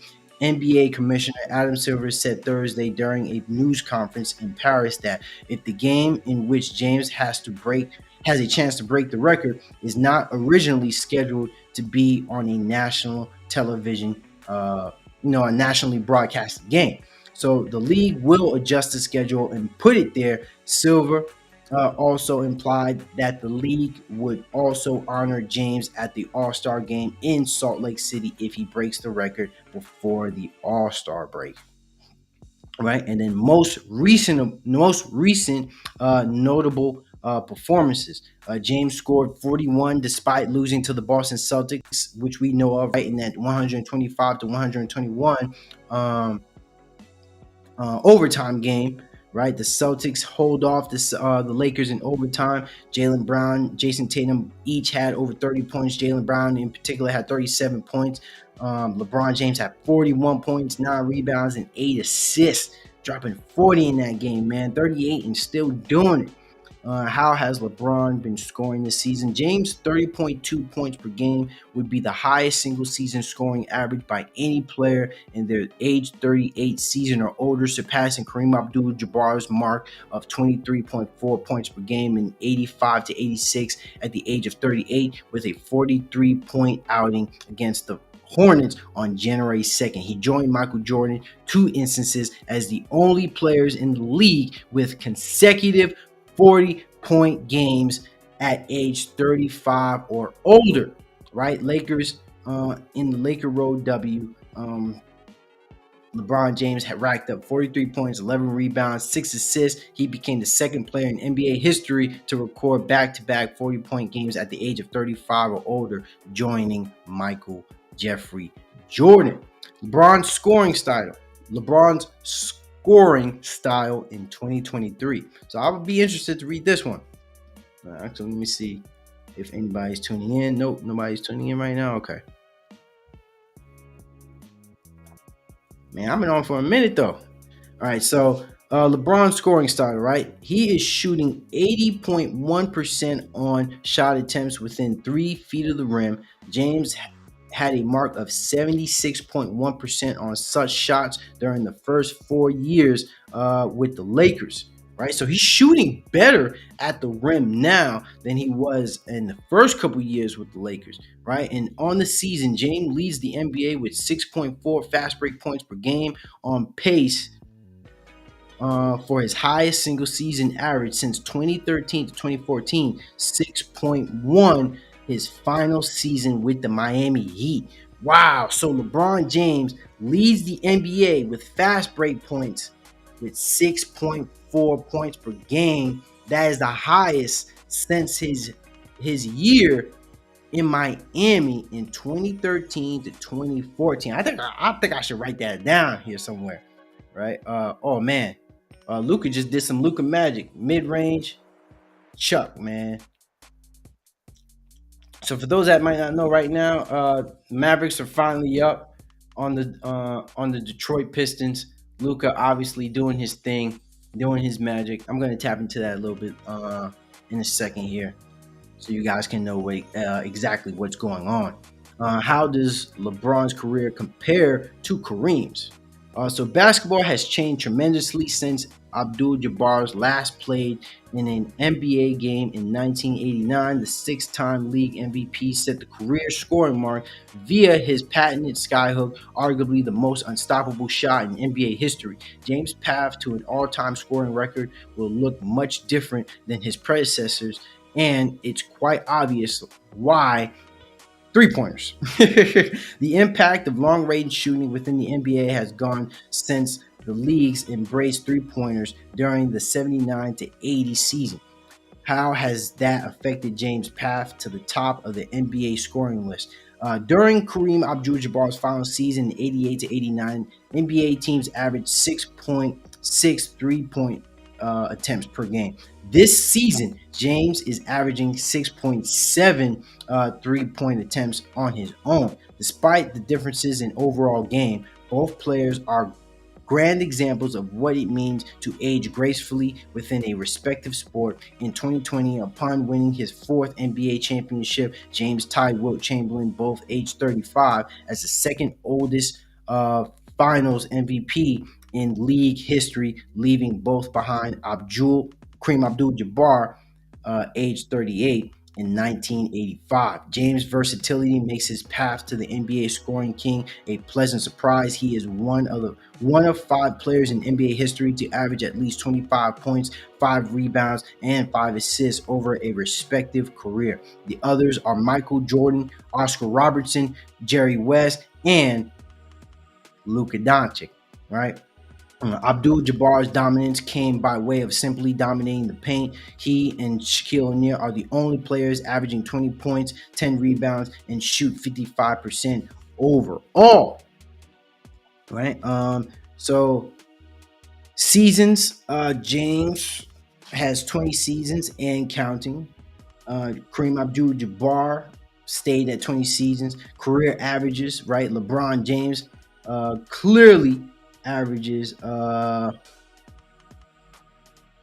more points, less rebounds, more assists. Um, Pretty sure more steals, right?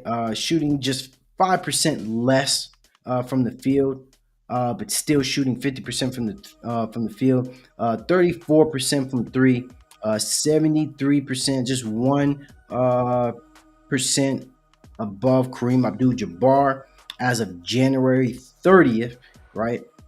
We know Kareem Abdul-Jabbar has six championships, opposed to James's four championships, right? Um, and then Finals MVPs, LeBron James has four Finals MVPs compared to Kareem Abdul-Jabbar's two Finals MVPs, right? We know that he played with Magic, so Magic definitely deserves a lot of credit when it comes to those Finals performances, right? Probably one of the greatest finals performances we've ever seen. Magic Johnson's first in his rookie year when he was given Finals MVP. Right, all NBA team selections.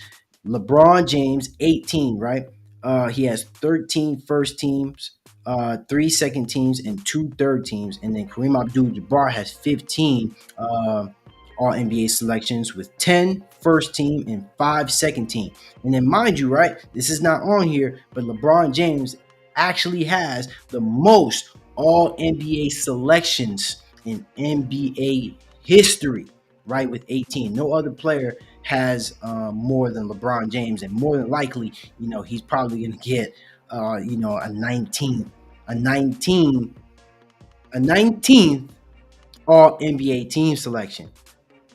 Right, LeBron James. Now, when it comes to all defensive team selections, Kareem Abdul-Jabbar would obviously have him beat with 11. He has five first teams and six second teams. LeBron James has six defensive All NBA selections with five first teams and only one second team. All Star selections. Also, LeBron James with 18 All Star selections, tied with Kobe Bryant for the second most ever in history. Kareem Abdul-Jabbar has 19, which is the NBA record, right? And here's the crazy thing about it, right? So with LeBron James, when it comes to scoring leader, he's only led the league in scoring once, which was in 2008. Kareem Abdul-Jabbar has led the league in scoring twice in 71 and 72. So mind you, LeBron James, right?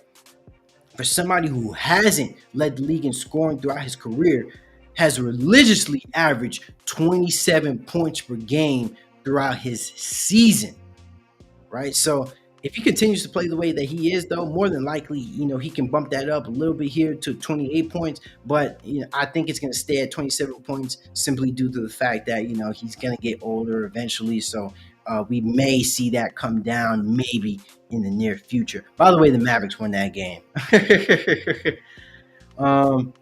LeBron's highest scoring regular season games.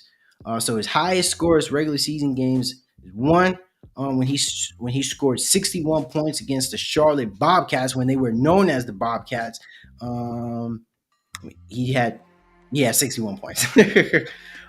Next one is 57 when he was on the Cavaliers. Racked up 57 points against the Wizards in November. Right, 56 against the Warriors.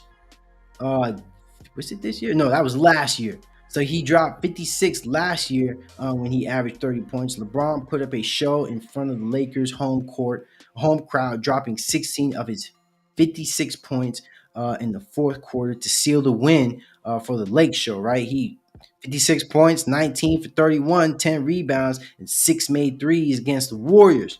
Did they win that game though? Oh yeah, they did. They did win that game against the Warriors, right? Showtime, right? Let's even lobs it in. Reeves breaks it up. Check out some highlights That's here, outstanding defense by Austin Reeves. Monk back to James. Boom. Oh, beautiful over the shoulder feed. Yes, sir. James down Man, low. LeBron doing it. Through some contact, count it and one. And I like that move. James looking. All right, so puts up a three. next one is 56 points against the Toronto Raptors. This is 15 years ago. Lakers wanted to travel on Curry. James gets into the lane. 20-year-old LeBron became the youngest player in NBA history to score 50-plus points at the time, Got a finishing couple with like good 56 blocks today. points, 10 James rebounds, sees an 5 opening, drives assists. inside Raptors in the win front. 105-98. 38 for James. Toscano Anderson couldn't control it. A new 14. Another 55-point performance in 2009 against the Milwaukee Bucks. LeBron James cooking the Bucks with 16 points in 2 minutes. Finished with 55 points, right? Who else could break Kareem's soon-to-be LeBron's record? It's an uphill battle for anyone who dares to try. In a recent ESPN,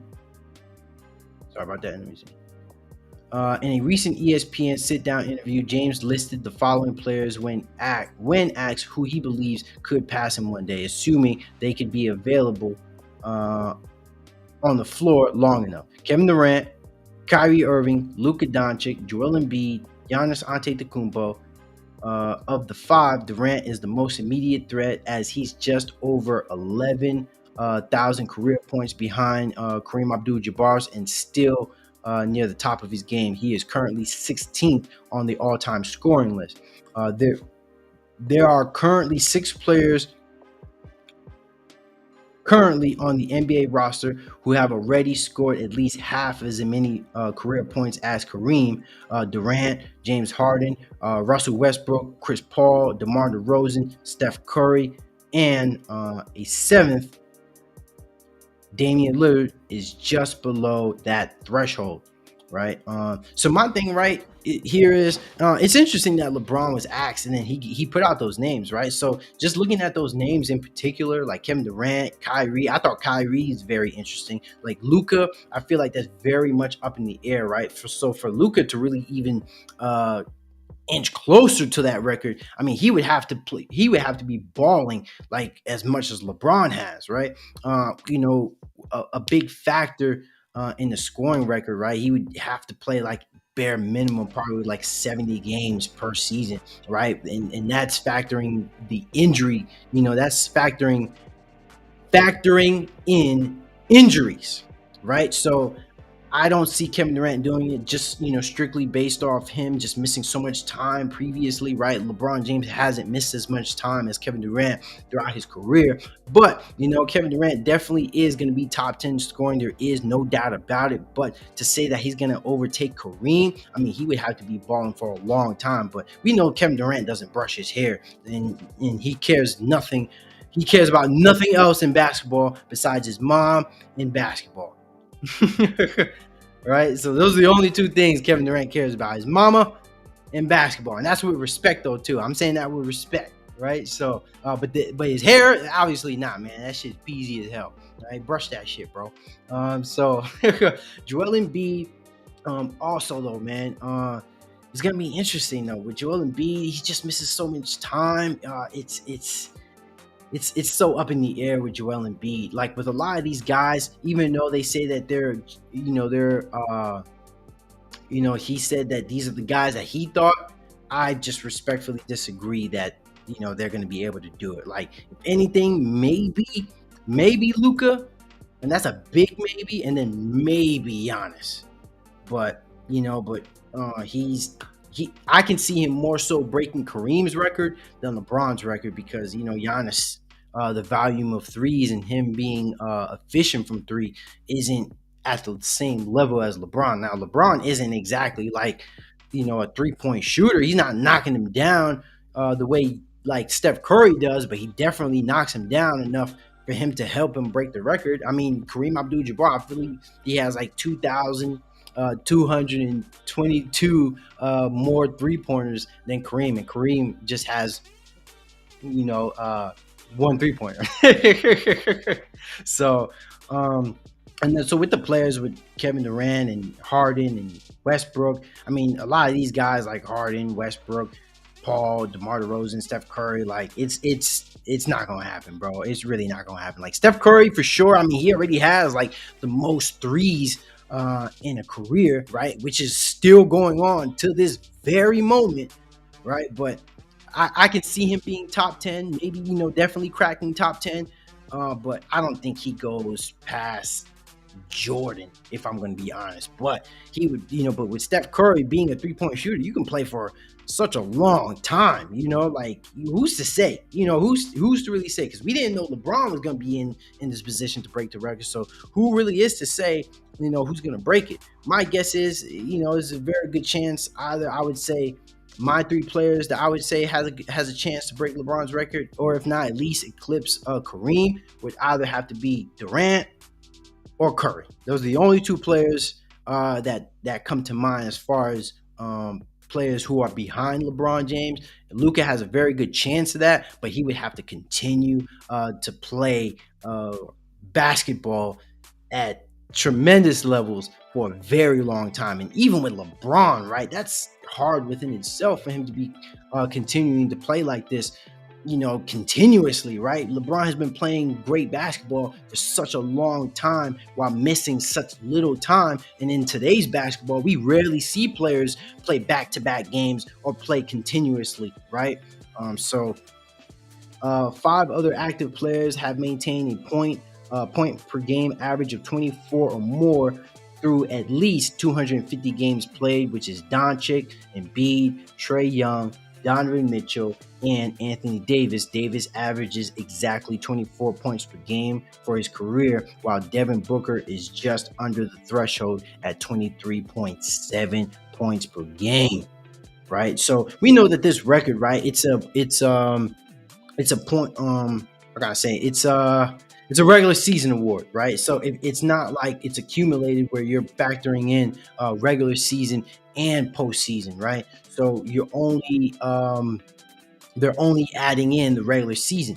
Right? So I think if anything, if we had to talk about the guys, because the players that they mentioned was Luka, Embiid, Trae Young, Mitch, Anthony Davis, and Devin Booker, right? These are the guys, in the back spectrum, of the players that I listed off previously, like Harden, Westbrook, Chris Paul, DeMar DeRozan, guys like that who's played in somewhat in a different, I wouldn't say different era, but different class of players, right? Because with Doncic, with these guys that I've mentioned, they're kind of like the fresh blood, So if anything, I say,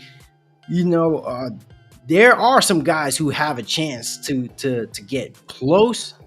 But I'm gonna have to just continue to go with Doncic, man, and you know what, Embiid. The only thing I could see Embiid doing it, but Embiid, the only thing why I'm worried about Embiid being in this argument or being in this conversation is just because he just gets injured so many times, so that's really the biggest thing that factors in, at least with Embiid, because he can do it, but he just it's the availability factor that comes into play. It's not the fact that these guys can't do it; they just have to continue to do it while staying healthy, and that's that's the biggest thing we got to take away here.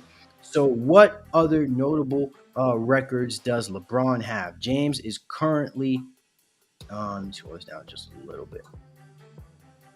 So James is currently the NBA's all-time leader in combined regular season playoff points with 45,902, right? So combined, he leads the league already in regular season and playoff points. He also scored in double digits in 1,136 consecutive games, an NBA record, right? He's crossed the 20-point threshold in a game 1,169 times in his career, the most in NBA history, right? So he is the youngest player to score 30 points in the game.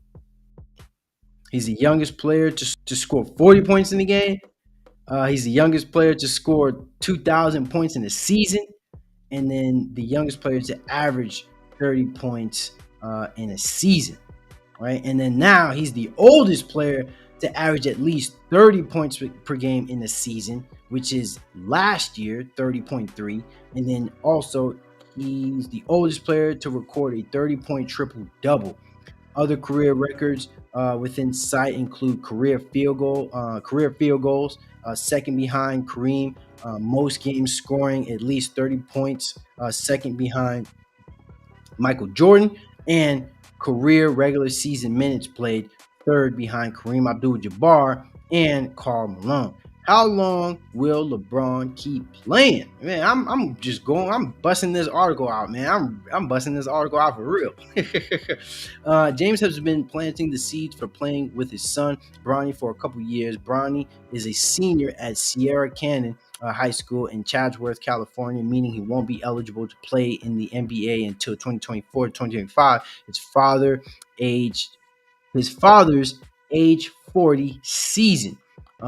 In a recent interview with ESPN, he softened his stance on playing with the same team as Bronny, instead saying he'd settle for playing in the same game as his eldest son. Bronny is currently the number 34 prospect in his class, according to both ESPN and 247 Sports, which indicates he might not be an obvious one and done candidate. In a December interview with German journalist Maximilian Hyatt, Lakers guard Dennis Schroeder, speaking in German, said James told him he wants to play for 5 to 7 more years up to the age of 45. That's notable because James has long revered Tampa Bay Buccaneers quarterback Tom Brady, who's still playing in the NFL at 45. James pushed back on that characterization a couple of weeks later. I don't have a number, James said. I know as long as my mind stays in it, I can play at this level for a minute. Now that's up to my mind. My body is going to be okay because if my mind is into it, I will make sure my body is taken care of, and I'll continue to put in the work. Considering the level James has played at this season and the way he's takes care of his body in the offseason, he should be able to play like an all-star for at least 2 more seasons, depending on Bronny's development. The 2024-2025 season, James 22nd, will potentially be his last. But as he's shown throughout his legendary career, it'll be foolish to count out the Kings defying Father Time, right? So we just bust through that whole thing, man. We just ran through this whole little article on LeBron James scoring tracker on when he'll pass it, right? So I gotta break that up into a separate video, man, because I really ran through this whole thing for real, for real. Hey, man, but if you guys are tuning in, please like and subscribe to CashSports /Cash Media, man. I know I'm streaming on multiple platforms. I'm streaming on Cash Sports on Facebook and YouTube, and then Cash Media on Twitch. I am going to change the name to Cash Media. I just did a promo. I was on television for Let's Make a Deal. So I did shout the name out as Cash Sports. So I'm going to keep the name on there for just probably about a month. And then you're going to start to see like some changes. I'm going to switch I'm going to switch the logo and then switch up the names here too also. Right. So I'm not going to lie. I got to use the bathroom. So I will be right back momentarily.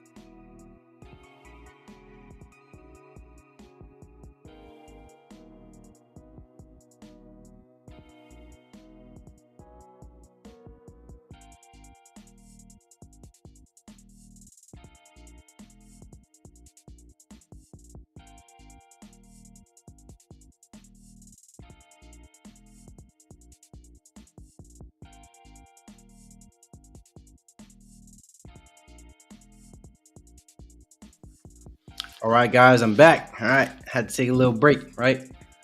All right, so Kia MVP ladder, which is actually updated every Friday, I believe, right? As it says right there on NBA.com. So the most recent list was still January 27th. Um, so they should be coming out. Oh no, this was before the weekend. So, but now Embiid is at number 2. So this is a little bit different from my list. I obviously have the same names, but last week, Embiid was at 3, Tatum was at 2, Giannis was at 5. He's at 4 now. Luka is at 4, and I think he dropped 50 if I'm not mistaken, right? He did drop 50 in this game. Yeah, so he dropped 50. He dropped 53 on the Mavericks, shooting 71% from the field, which is a new franchise record for a regulation game in his return from injury.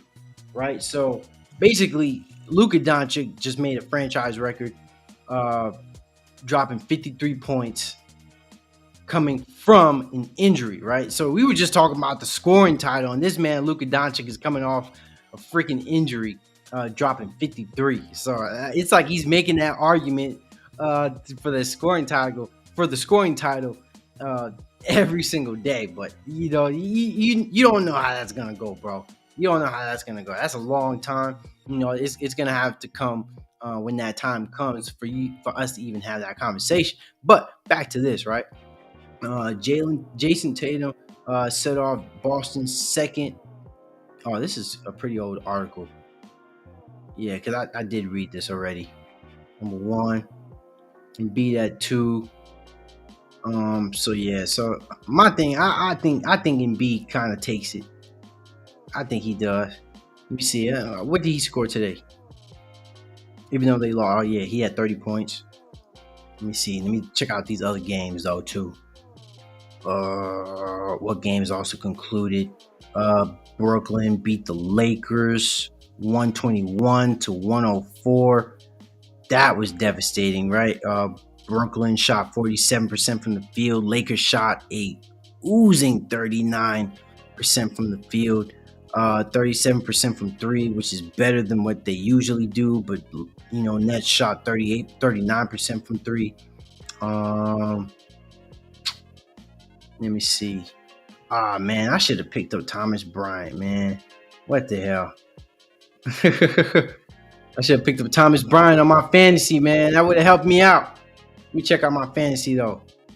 I don't want to put it up on the screen so you guys gonna look at my team crazy.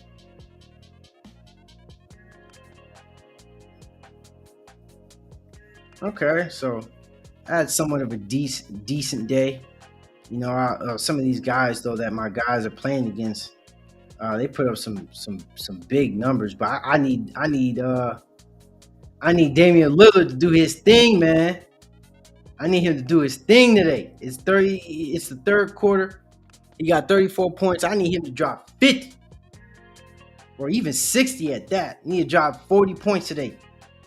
Right, Jeremy Grant.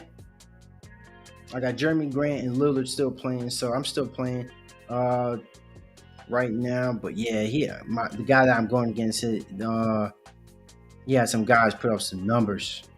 Anthony Edwards went into overtime. The Kings. Let me bring this up. Let's see. Let me go back to that. But let me check out these stats though. So Dennis Schroeder only had like 10 points, 6 rebounds, 5 assists. He had a poor shooting night. Yeah, definitely got to get rid of Buddy. 1 for 4 from 3. Patrick Beverly also 1 for 5, 1 for 8. Jesus Christ.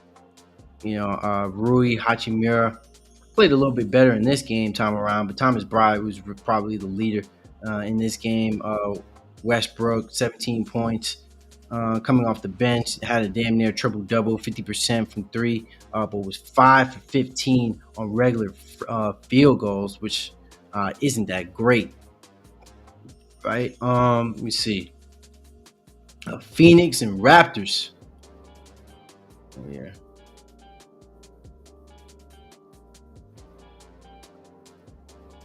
Let's see. Fred VanVleet led in scoring. Mikal Bridges, 29 points. Aiden had 13 rebounds. Paul had 9 assists. Fred VanVleet also had 9 assists. Chua, yeah, man, I gotta get in on Chua, man. That dude is pulling rebounds, bro. For real. Let me see. 24. Gary Trent had 21. Yeah, cool 21 for me.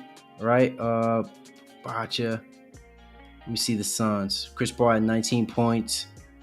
4 for 7 from 3. Made all his free throws. Mikal Bridges, 29 points. 12 for 19. 3 for 4. Cam Johnson didn't have a great game, but they had 2 steals. And then DeAndre Ayton, 22 points, 13 rebounds. All right, so let me see. Let me check that out. Let me check out another game. The Detroit and Dallas Mavericks game, right, which I just stated. Luka Doncic, 53 points off of 71% shooting from the field, also having 8 rebounds and 5 assists, and also 4 turnovers, right? Damn near shooting 49% from the field, but 29% from 3, right? Pistons were shooting better from the 3 with 35%, right? Basically matched each other in rebounds, matched each other in offensive rebounds, basically toe-to-toe and assists. Let me see. Oh, but they killed.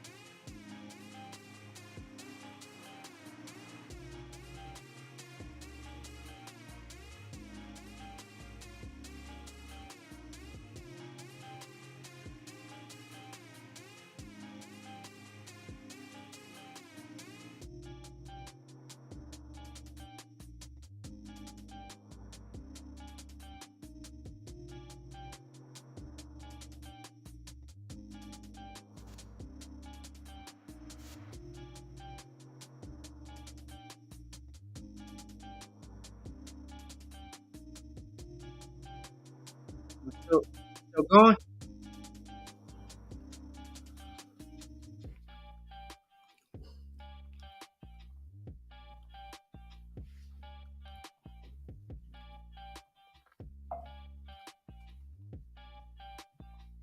Am I still going?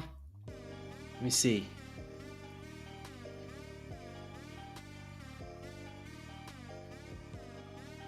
All right, sorry about that, guys.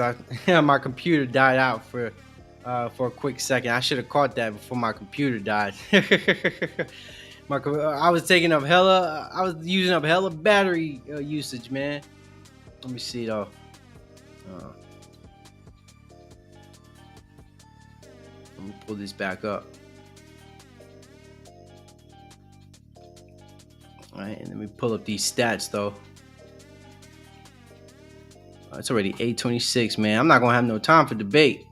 I'm not gonna be waiting for these guys, man. Bogdanovich at 29 points. Oof. Jalen Duran, I should have scooped him up, man. Sakib Bey had 3 steals. Oh man, we had some guys that have a good day. Luka Doncic obviously had 53 points. You know what? Oh shit. Let me make sure my mic is good though too. All right, I'm good. I'm Gucci. Right? Spencer Dinwiddie, 12 points. 0 for 6 from 3. Oof. Not good. But still, Luka Doncic having 53 points. 53 points, man. So after today, where do you guys think Luka Doncic should be in the MVP ranking after this 53-point performance, man. I've been going at it for 2 hours now, man, straight streaming on NBA takes, NBA topics, man. So please, man, if you guys are tapping in, please like and subscribe, hit that bell, that notification button, so you guys can tune in into future streams and future broadcasts. Because I'm talking football. I spoke about football in the championship games a little bit earlier, and then now I've just kind of been going at it with NBA until somebody tunes in. If they want to debate some basketball, get into some basketball topics as of right now. But as of right now, man, I'm gonna keep it going up until around like 9:15. So we'll see. We'll see on that, man. I'm waiting on some guys, man. If they follow through. Let me see. Try to get that link up in the Discord. Try to get that link in the Discord. All right, send that. And then put that once again in the comment section. You already know, man. Got to pin that for those who, you want to tap, you want to tap in, talk some NBA, man. Let's get it. Let's get it. Right? So, all right. Also, NBA players of the week. Who else? Somebody tapped in? Nah, nobody tapped in. Okay. All right, so NBA players of the week, man. Giannis Antetokounmpo and Damian Lillard, right? Both players have been playing phenomenal, at least within this week. The Bucks have 4 straight wins. Giannis has averaged damn near 40 points in his return with damn near 13 rebounds and 4.5 assists. Damian Lillard also racking up 42.3 points per game in that 3-game skit. Averaging also damn near 8 assists off 63% shooting from the field, right? Giannis Antetokounmpo, the 2-time Kia MVP, led Milwaukee to an undefeated week with averages of 38.3 points per game, 12.8 rebounds, and 4.5 assists. His week was highlighted by his 50-point performance in the win against the New Orleans Pelicans on Sunday. Antetokounmpo is averaging 31.7 points per game, 12 rebounds, and 5 assists over 39 games this season. The Bucks, 33-17, are currently the 3rd team in the Eastern Conference. What's going on, Will? How you doing? What's up, man? Nothing much, bro. I was tuning in for a minute. I just hit 2 hours, bro. Oh man. I'm bad. I'm with my kid. Nah, you good, man. You good. How you doing, buddy? I'm doing good, bro. I was just tapping in. I was going on a long spiel about with LeBron and when he's gonna break this scoring record. I was talking about the MVP rankings for a little bit, and honestly, I was going through a lot, bro. I went through a whole article on the power rankings on what teams need to make certain moves and what trade assets they have. So I'm not gonna lie, bro. I was really like going in depth here. Yeah, but you didn't have the actual pros in here before that. You didn't have the masterminds here. Come on, bro. So, Adam? If anything, you the joker of the session, bro. you the jester. It's about right since Joker is the best player in the league, Just bullshit. He ain't the best player in the league. What you mean, bro? Embiid just dropped 47 on his ass. Hey, yo! In the end of the day, who is number 1 still in MVP rankings and who is number 1 in? That's not for long. Not for long, bro. This definitely. First off, factor this in. That's a subjective listing, bro. You feel me? That doesn't necessarily mean that the voters are going to vote in that direction. You get what I'm saying? Like in that matchup, first off, when they consider MVP votings, you don't think they're going to consider that matchup between Embiid and Jokic? If not really, because they would consider if it's, but if averaging a triple double, his top of the West, You breaking in and out, think he wins. Will. You breaking in and out. Saying that, But you were what? You were saying that if Jokic averages a triple double and he continues to play that he's playing, you saying that he can get it? yeah, I think he. If it's close, then yeah, look at the they played against each other. The game they played against each other. Yeah, you breaking up a lot, bro. Yeah, bro needs to invest in some Wi-Fi over there. Yeah, man, you breaking up like a lot. Hold on, let me see if I can. Yeah. Yeah, Tell the see? kids to go to sleep. The Wi-Fi. Look, see, even Rose Gold agree with me, man. And B just beat the hell out of the Joker, bro. Like Yeah. you gotta Talking think. all the shit. Oh wait, that's Isn't that talking all shit? This is fact, bro. This is fact. And my thing about it is like with MVP votings, right? Like, at least with this year, because it's gonna be tight. It's not like Embiid. It's not like Joker's not gonna be in the conversation. You feel me? My thing about it is, it's like, when it comes down, at least this year, I don't think it's gonna be. It's not gonna come down to statistics. It's gonna, like, a lot of things are gonna factor in to this MVP vote, right? Like Embiid, Still breaking up, right? Because, yeah, you're still breaking up a little bit. Let me change this audio though.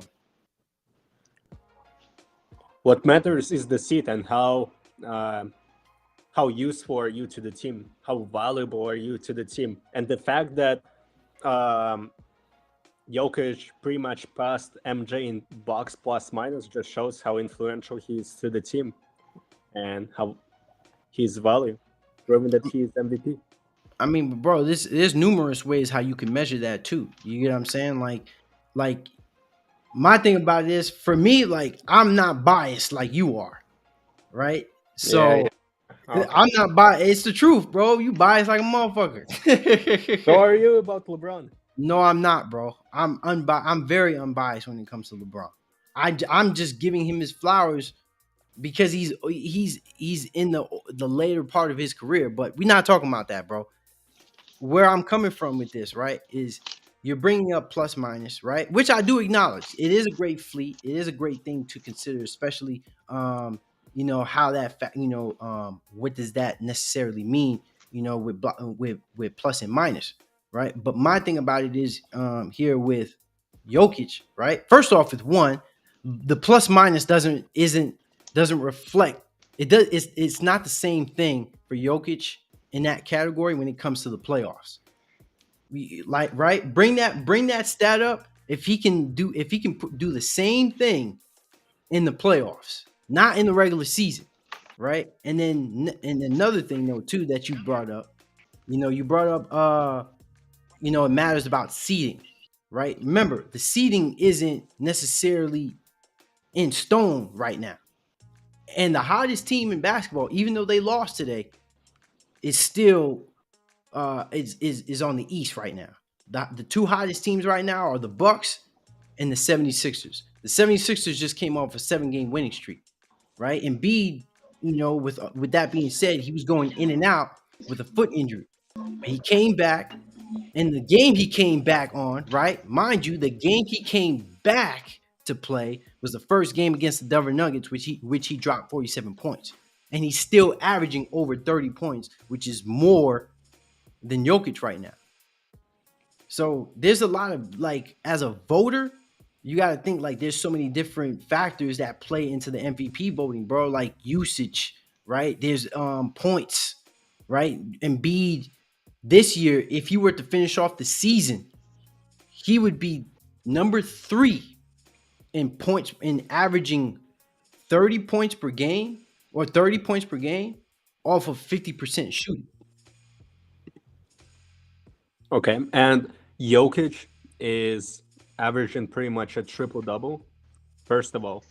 Second of all, he hasn't had less than 50% field goal since like October or September. All right, but when you bring up your field goal averages, and here's the thing with Embiid, the difference between Embiid and Jokic. Jokic doesn't shoot as many times as Embiid. The volume of shots that's being put out by Embiid compared to Jokic is different. Come on, bro. Like you brought up the fact that he shot 66% in that game, but he shot 12 shots. Embiid shot 50% from the field, shooting damn near 20 shots. And you know Embiid, he mixes up his game. He's not shooting close to the rim majority of the time, or even shooting 2-3 threes in the game, right? And even though that's not his game, it's the fact that Embiid shoots more. He has more shots. He puts up more volume of shots, and he averages 30 points. And when it comes to the triple double, and then when it comes to the triple double argument, bro, like that's old news, to keep it a stack. Like, don't get me wrong, if he does it, it would still be impressive because he's a center and he's doing it. But with that being said, though, bro, like with the triple double argument, it fuels the argument, it adds to the argument, but it's not a deciding factor anymore, bro. We've seen somebody like Russell Westbrook. Like, we're in a league where Russell Westbrook has averaged a triple double for consecutive seasons, and he wasn't an MVP candidate. But he did it while playing for a mediocre team. You know, if Jokic does it winning the West, I think that changes people's perspective of who he is. I mean, think about it. Think about the last 2 years that he won. Mm-hmm. He did it. He won the MVP on a mediocre team because, you know, his team was hurt. Mm-hmm. Now he's going to be the best player on the best team in the West. Mm-hmm.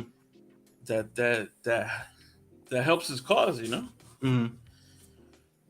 No, I think it does help his cause, and you made a valid point when you said if he wins the West, right? Yeah, Obviously, that would be a huge that would be leverage on his end if he were to win the West. But like I said, that doesn't take away from what. Remember, that's just one conference though, and the West is still not cemented in stone. But you know, the Nuggets do have. They do have the advantage right now when it comes to the West, but like I said, it's still not set in stone. But the East is still another competition on its own. And right now, the 76ers are looking like it's really between the 76ers, the Bucks, and the Celtics when it comes to the best teams in the East, right? So at the top of the totem pole when it comes to the East and West, I don't feel like it's the same level of competition.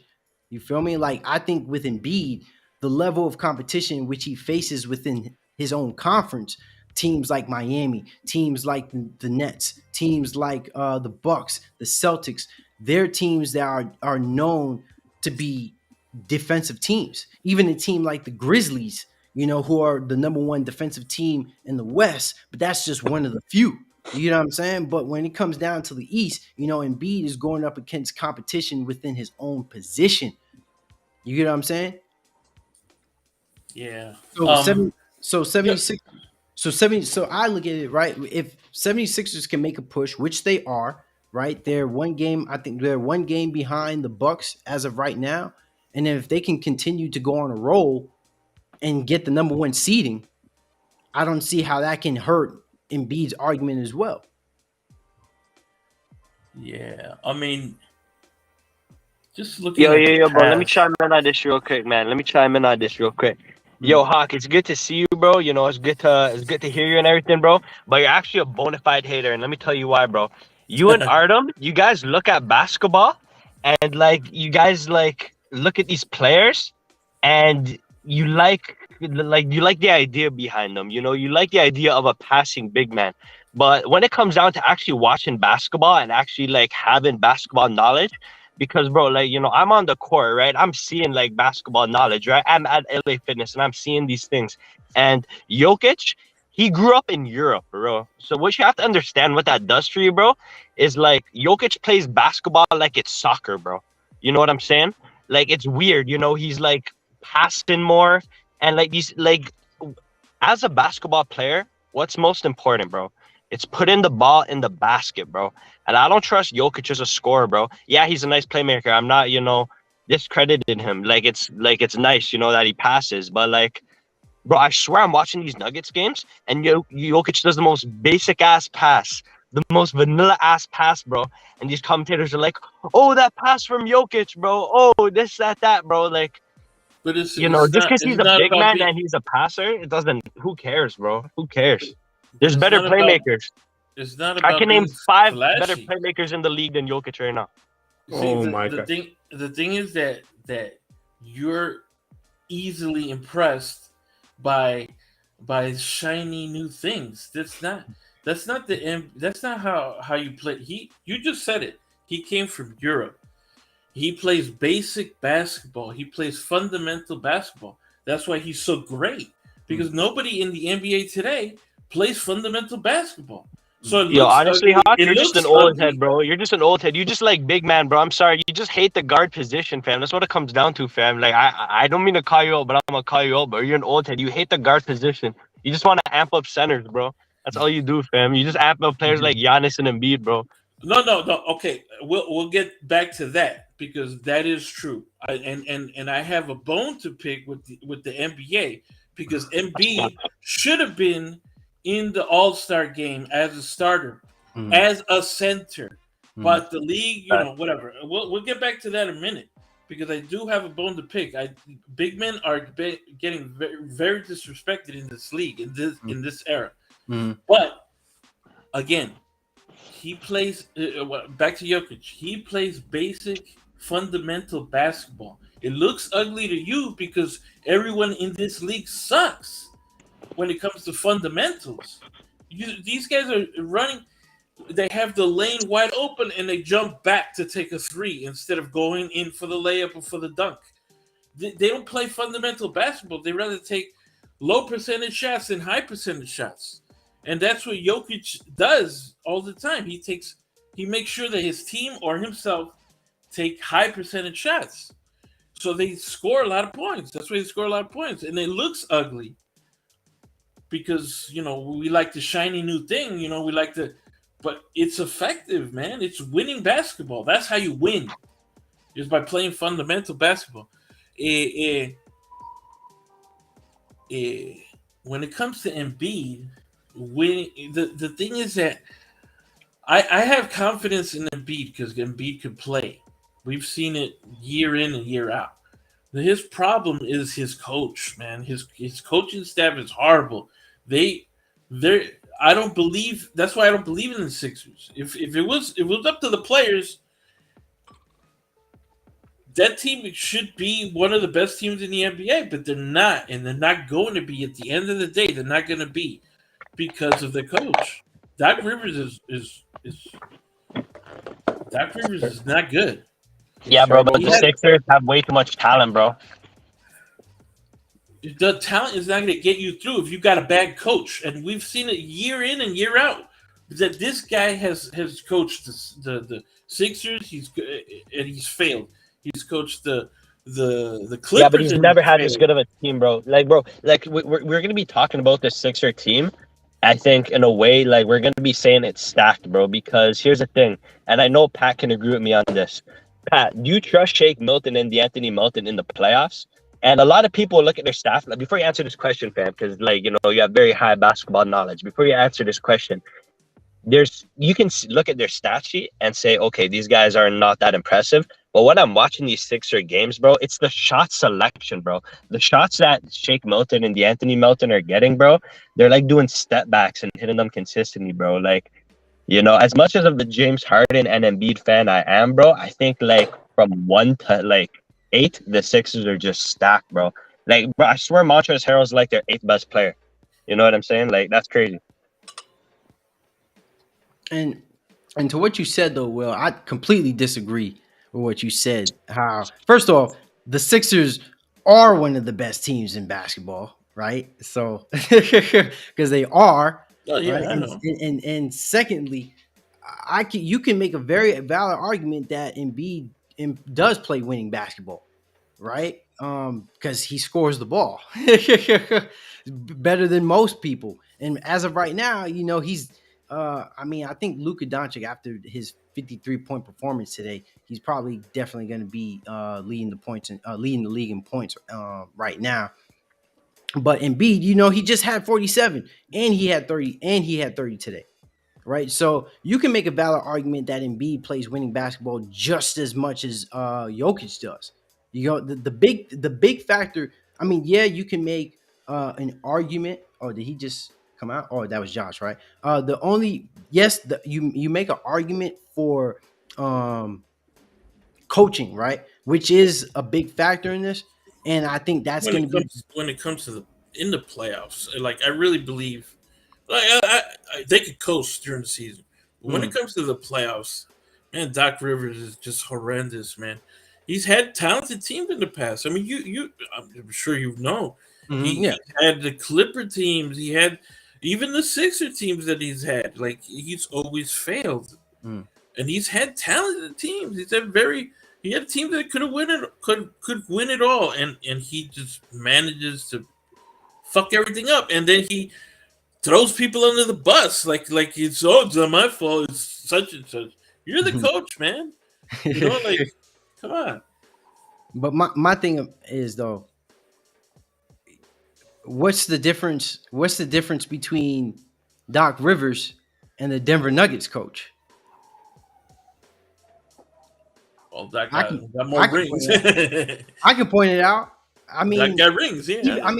even though it was a long time ago, right, and that was with the Celtics big three with Paul Yeah. Pierce, Yeah. Kevin Garnett, and Ray Allen, Rajon Rondo, Glenn Big Baby Davis, right? Yeah. I think even Eddie House was on that team, right? So Yeah. I just named a plethora of guys, right? Yeah, But yeah. Doc Rivers, right, and I do agree with the fact that Doc Rivers has had a lot of playoff slumps recently, right? And he deserves to have that attached to his resume, Yeah. right? But with that being said, I still give Doc Rivers credit for that championship run because he was at the head of the helm, right?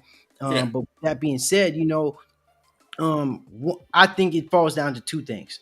It falls down to Doc Rivers being able to coach in crucial moments, and two, it comes down to Embiid staying healthy, Yeah. not due to his play, but No, due no, to no.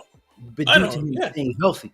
You get what I'm Yeah. saying? And then Yeah. so just going back to what we initially were talking about, because we were going back to the MVP conversation, right? And I think with the MVP conversation, at least with this year, it's gonna come down to the wire, and there's gonna be a multitude of things that's gonna factor in.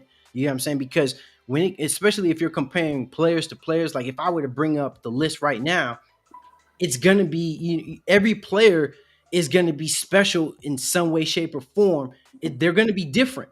You get what I'm Course, yeah. saying? They're what they offer is gonna be different. You can't compare in black and white. You can't say, oh, because this guy averaged a triple double, but this guy averaged 30, with a high usage rate, and then also, it's also There's another stat that I tried to bring up. I can't forget right now. I think it was with Josh. Is Josh still in here? No, he bounced out for a quick. But I think it was like with wind shears, or defensive wind shears, with Embiid. You know what I'm saying? So, and then that's just a couple stats that I can just put in. But then, The only reason why I think Jokic had the edge last year mhm, was because of the one thing that you brought up earlier. mhm, He beat him in a regular season matchup, mhm, and he dominated him in that game. mhm. This And time played around, more games too. I think so too. Yeah, It was yeah, it was definitely because he played more games than him too. Like that was all. That's also what hurt Embiid last year, is because he right. missed a good amount of games. He missed a good amount of games. Yeah, You know what I'm saying? So, and then remember, that is what also gives Jokic a huge edge in the MVP race, at least in the past 2 years. Because if I would say, I mean, I wouldn't say that it was given to him strictly based off that.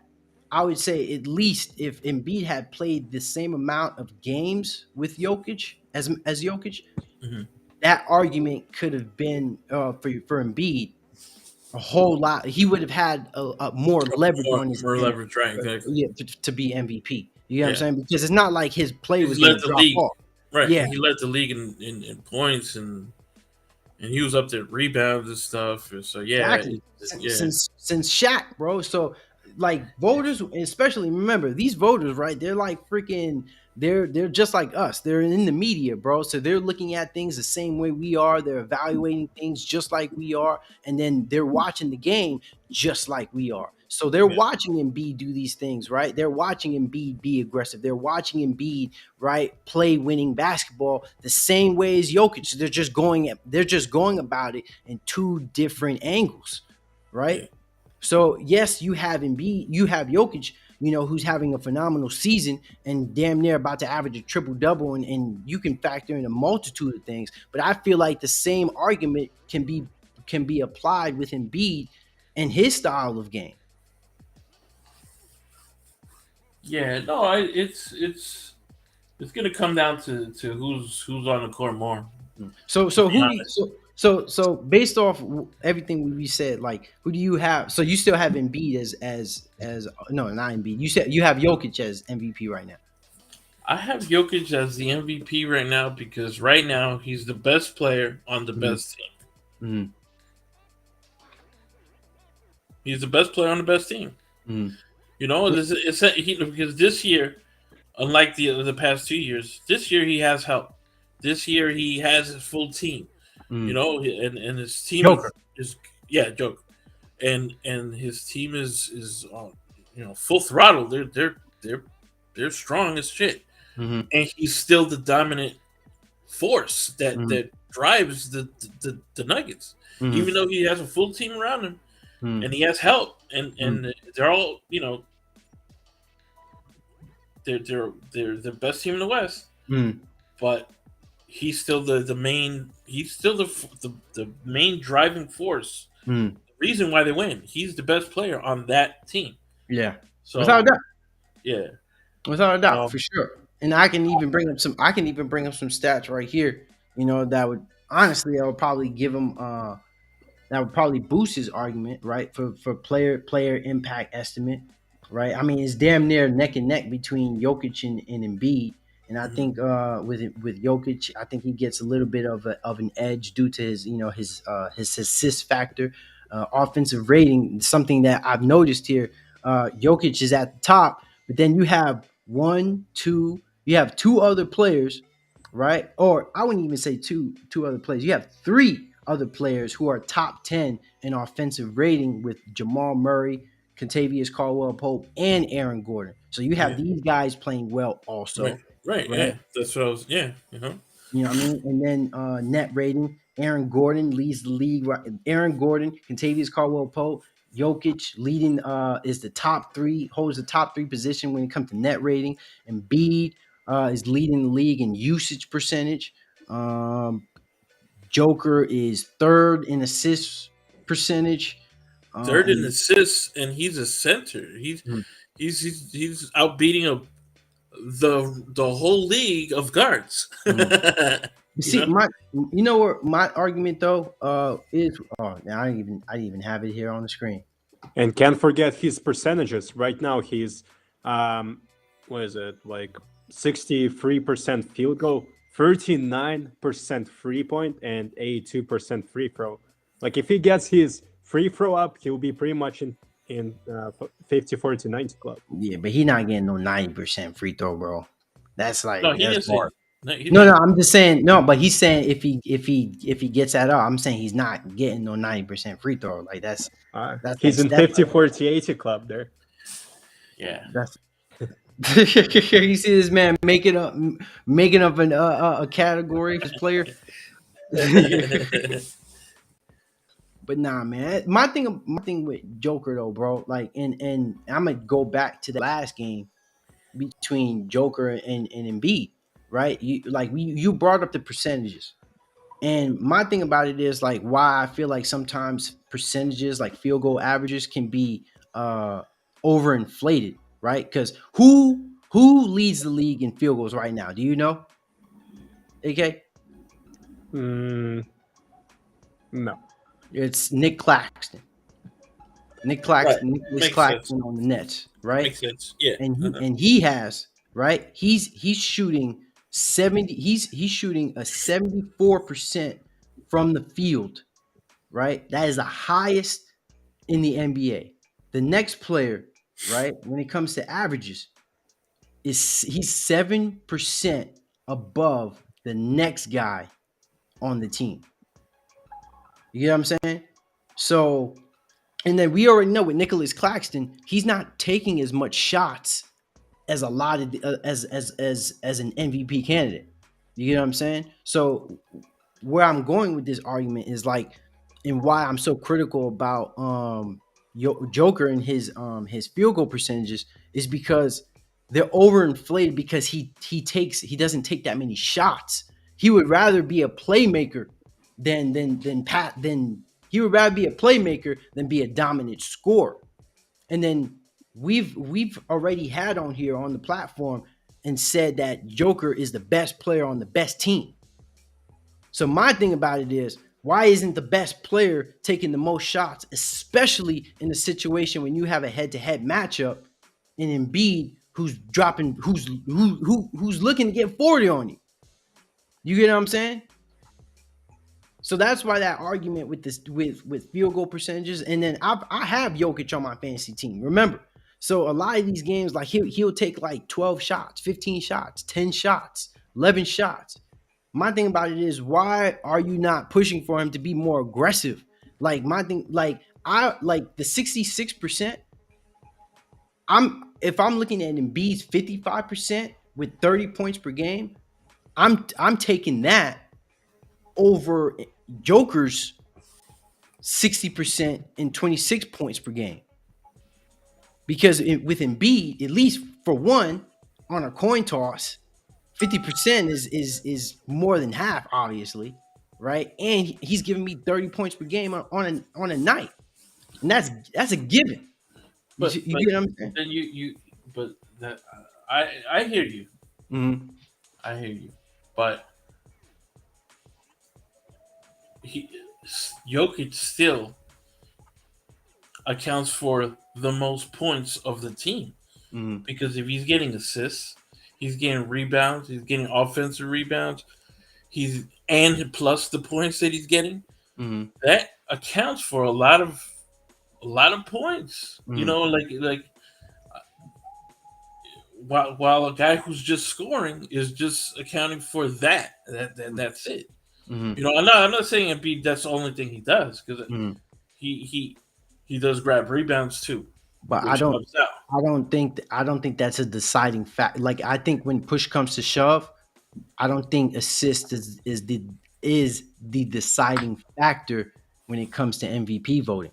You get what I'm saying? Like, I think for one, it's good. Like, points is a huge factor, right? So if you have to put that into effect, right? And mind you, I'm bringing up Giannis, and I know Giannis isn't over Joker in the MVP voting, right? But I'm bringing up two guys who already average more points than him, right? And then two, Giannis is second in rebounds this year, so he averages more rebounds than him, also, right? Who's in top five in rebounds? Joker isn't. Now, do I see Joker being top 5 in rebounds? Yes.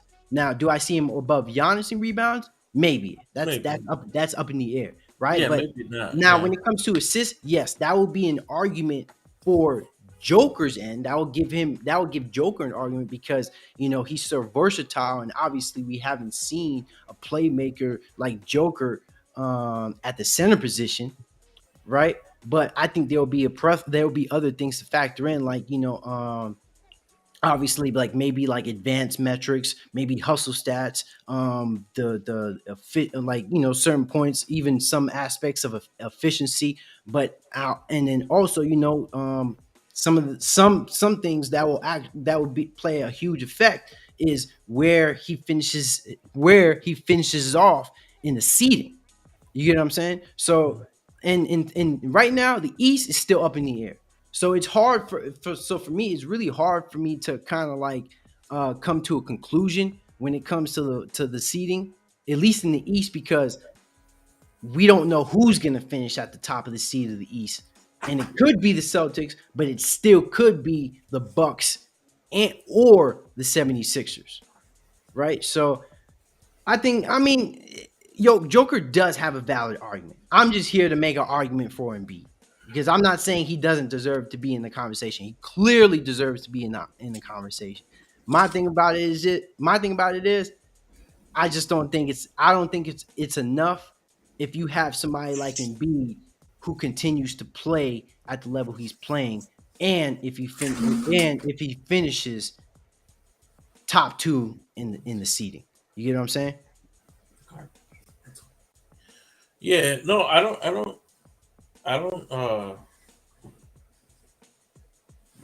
I don't have a disagreement that Embiid should be.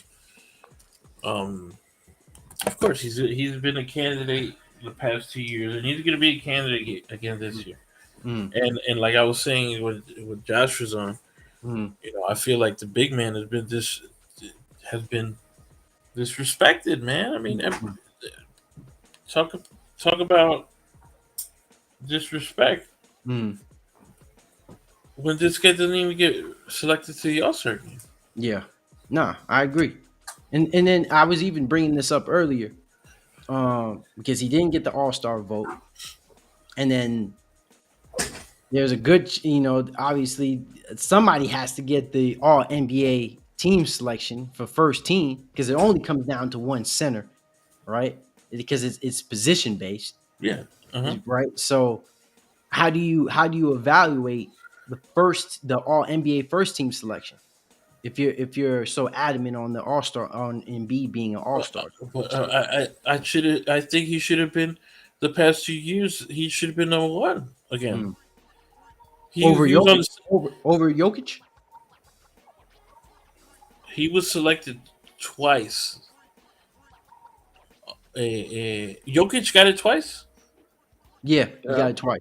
Oh, okay. At the center spot, because remember it's like it's position based, so they can't put two. Basically, it's like they can't put two centers. Right. Yeah. At the I center. mean, Jokic was the MVP, so I guess Mm. maybe Embiid could have won it last year. I don't know. Mm. Jokic definitely the first year. Right. It was fine. Mm. Yeah, last year was kind of a little bit controversial because of the fact that Embiid was the leading scorer of the NBA and all that, so he could have been first team, but being that that Jokic won it, he got first team, right? So I guess it's fine, but I still feel that he doesn't get the respect that he deserves, man. I mean, it's especially like this All-Star game selection. They eliminated the center position, so they got 3 big men. And I would have took out Tatum. I don't care. I don't care if he's on the Celtics. Who cares? I don't care. It should have been, or maybe even KD. KD is out. One of them is out. Not Giannis. Giannis is not out. But it's either KD or Tatum. I think it was I think it was Tatum. I think it was who was it? It was Luka, Devin Booker, Tatum, Giannis, and Joker. Those were the All NBA first team. Oh, okay. Yeah. So Giannis was was unanimous. Yeah. Joker was. I think it was he would lean towards Joker's side Because of the MVP voting. Yeah. Yeah. So but damn, man, I wish you guys joined earlier because now I gotta go pick up my girl in like 10 minutes. Damn, man. All right, so I think I have like one more topic that we can squeeze in here, probably like quick 10 minutes. So I know you wanted to tap in and talk about what's going on in the NBA. So let's chime in on that. Go on your spiel. Give it to me. Well, I don't know. Watching these Celtic games is really pissing me off. They get all the calls. Nothing they do is a foul. It's ridiculous, man. I mean, I posted on the Discord how what an embarrassment that LeBron is and all that stuff. I just did it. I just did it for shits and giggles. But the truth is, dude got fouled, and that was not the only time, and that was not the only non-call. I mean, it was, and that's the thing. It's like the Celtics. I'm watching the Knicks game. The Knicks and the Knicks beat my Knicks beat the Celtics the other night, right on Thursday. Thursday night, I think, right? Yeah. And it's the same thing, man. It's like they get no calls, no calls. They live on the foul line. Yet everything they do against him is a foul. Everything they do against him is a foul. Yet they slap and they hit and all that stuff. And nothing, man. They don't get called for anything. And the same thing happened in that Laker game. So I don't know if I don't want to. There's always a series of controversial theories of conspiracies that the league or somebody wants this team to win over that team, but it just looks funny. I don't know, man. I've been watching a lot of Celtics games lately, and that's what I see. It's just funny. It's just funny. I don't know. No, I agree though. That last game, especially like with LeBron, when they didn't call that call, like, and there was and those were some crucial calls though too. I would definitely say like officiating. That was the most crucial call ever, man. That shit was the last shot of the game. Yeah, because think about it. Remember, the Lakers had 4 games like that. They had 4 games where it came down to crucial late game call. Now those games could have changed the trajectory of how this the seeding of where the Lakers team could have actually been. They could have been 4th in the Western Conference if they had those 4 games, as opposed to losing those 4 games. Yeah. You know what I'm saying? So it definitely plays a huge factor. I definitely would say